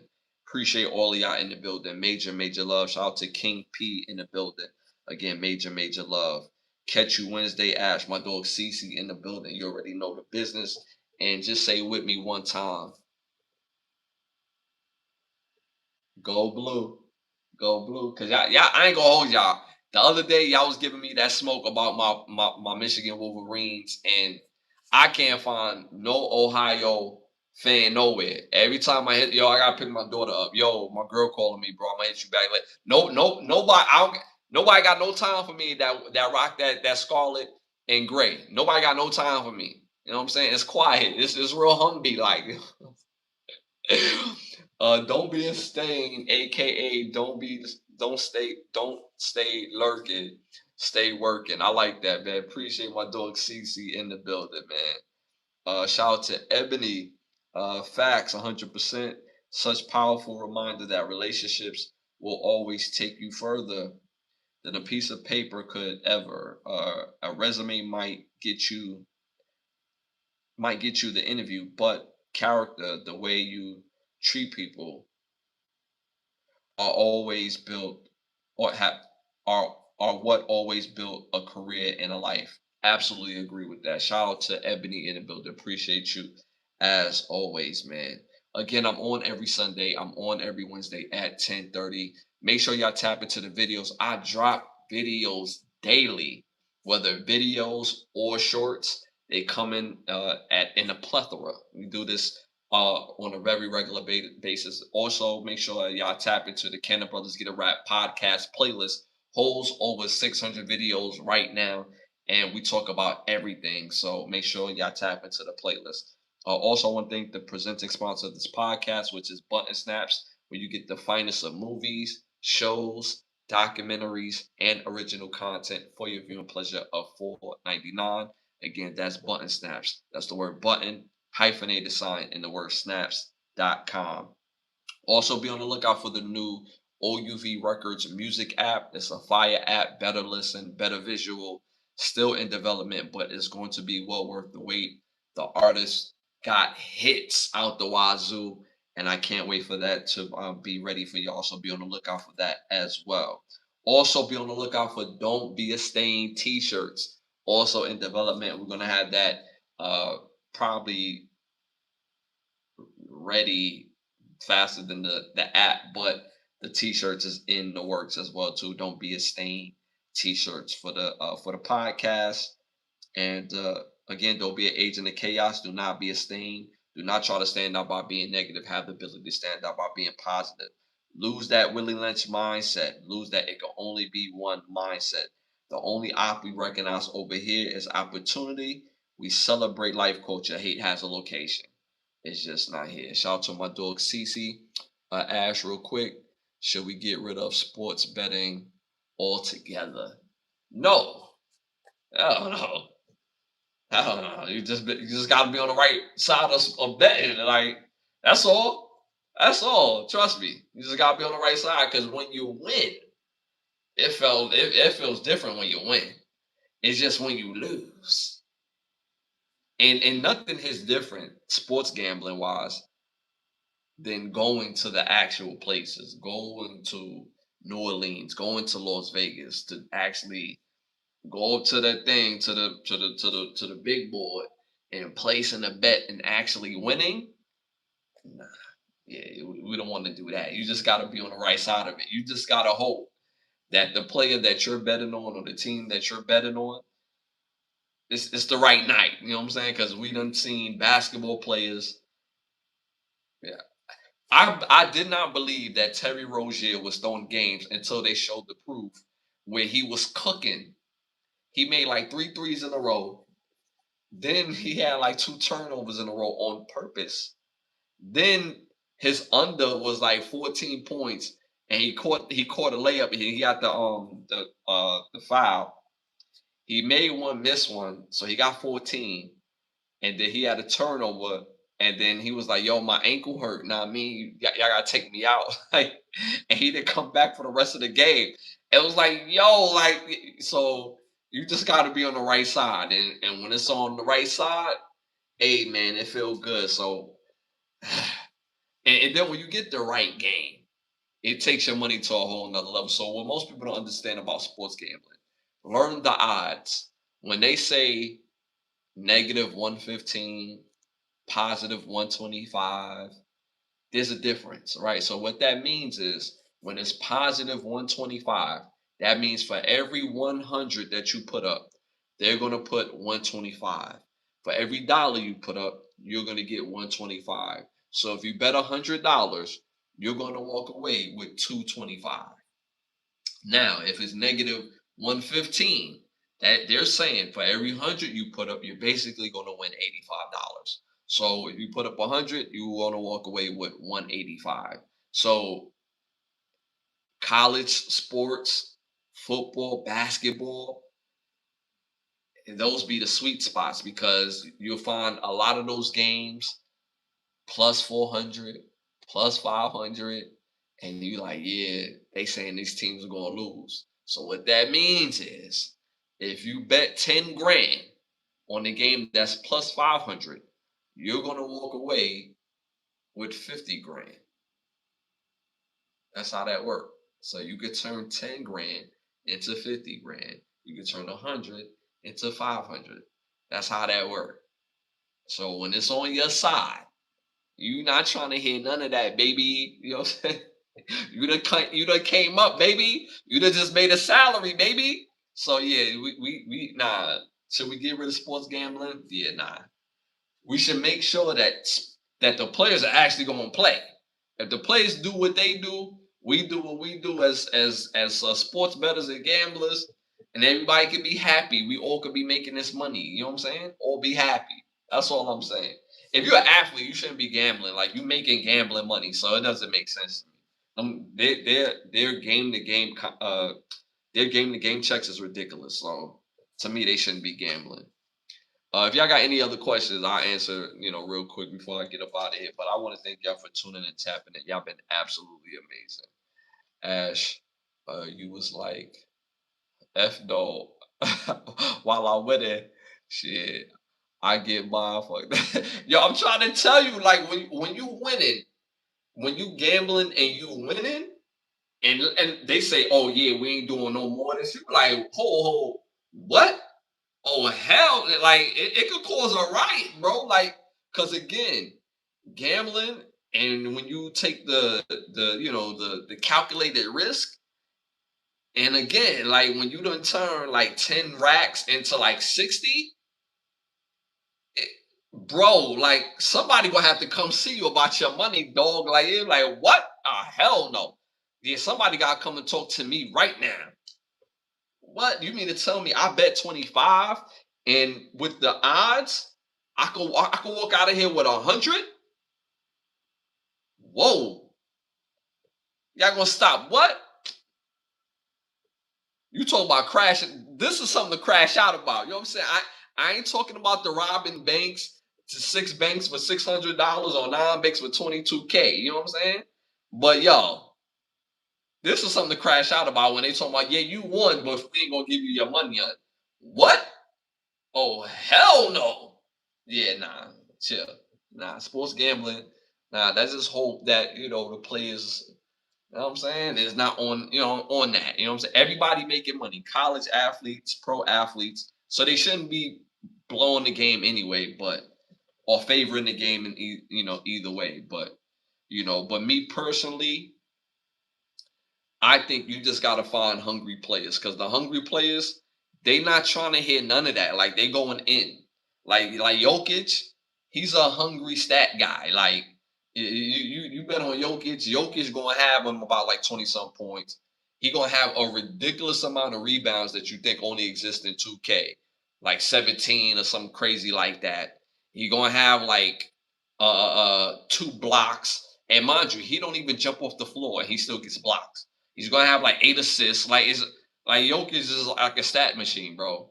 He's a stat machine for real. So players like that, that's like, yo, I don't care about none of that. I'm out here eating, baby.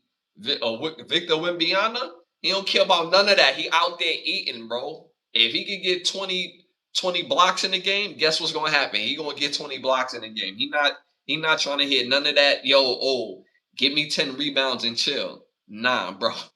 Nah. So you gotta find the guys who are hungry. You know what I mean? So yeah. I ain't gonna front, right? One time I gambled, I'm not gonna say what I won or whatever, right? That's irrelevant, right? But the running back was supposed to get 70 yards in this game, right? On the very first play, He ran a 75-yard touchdown.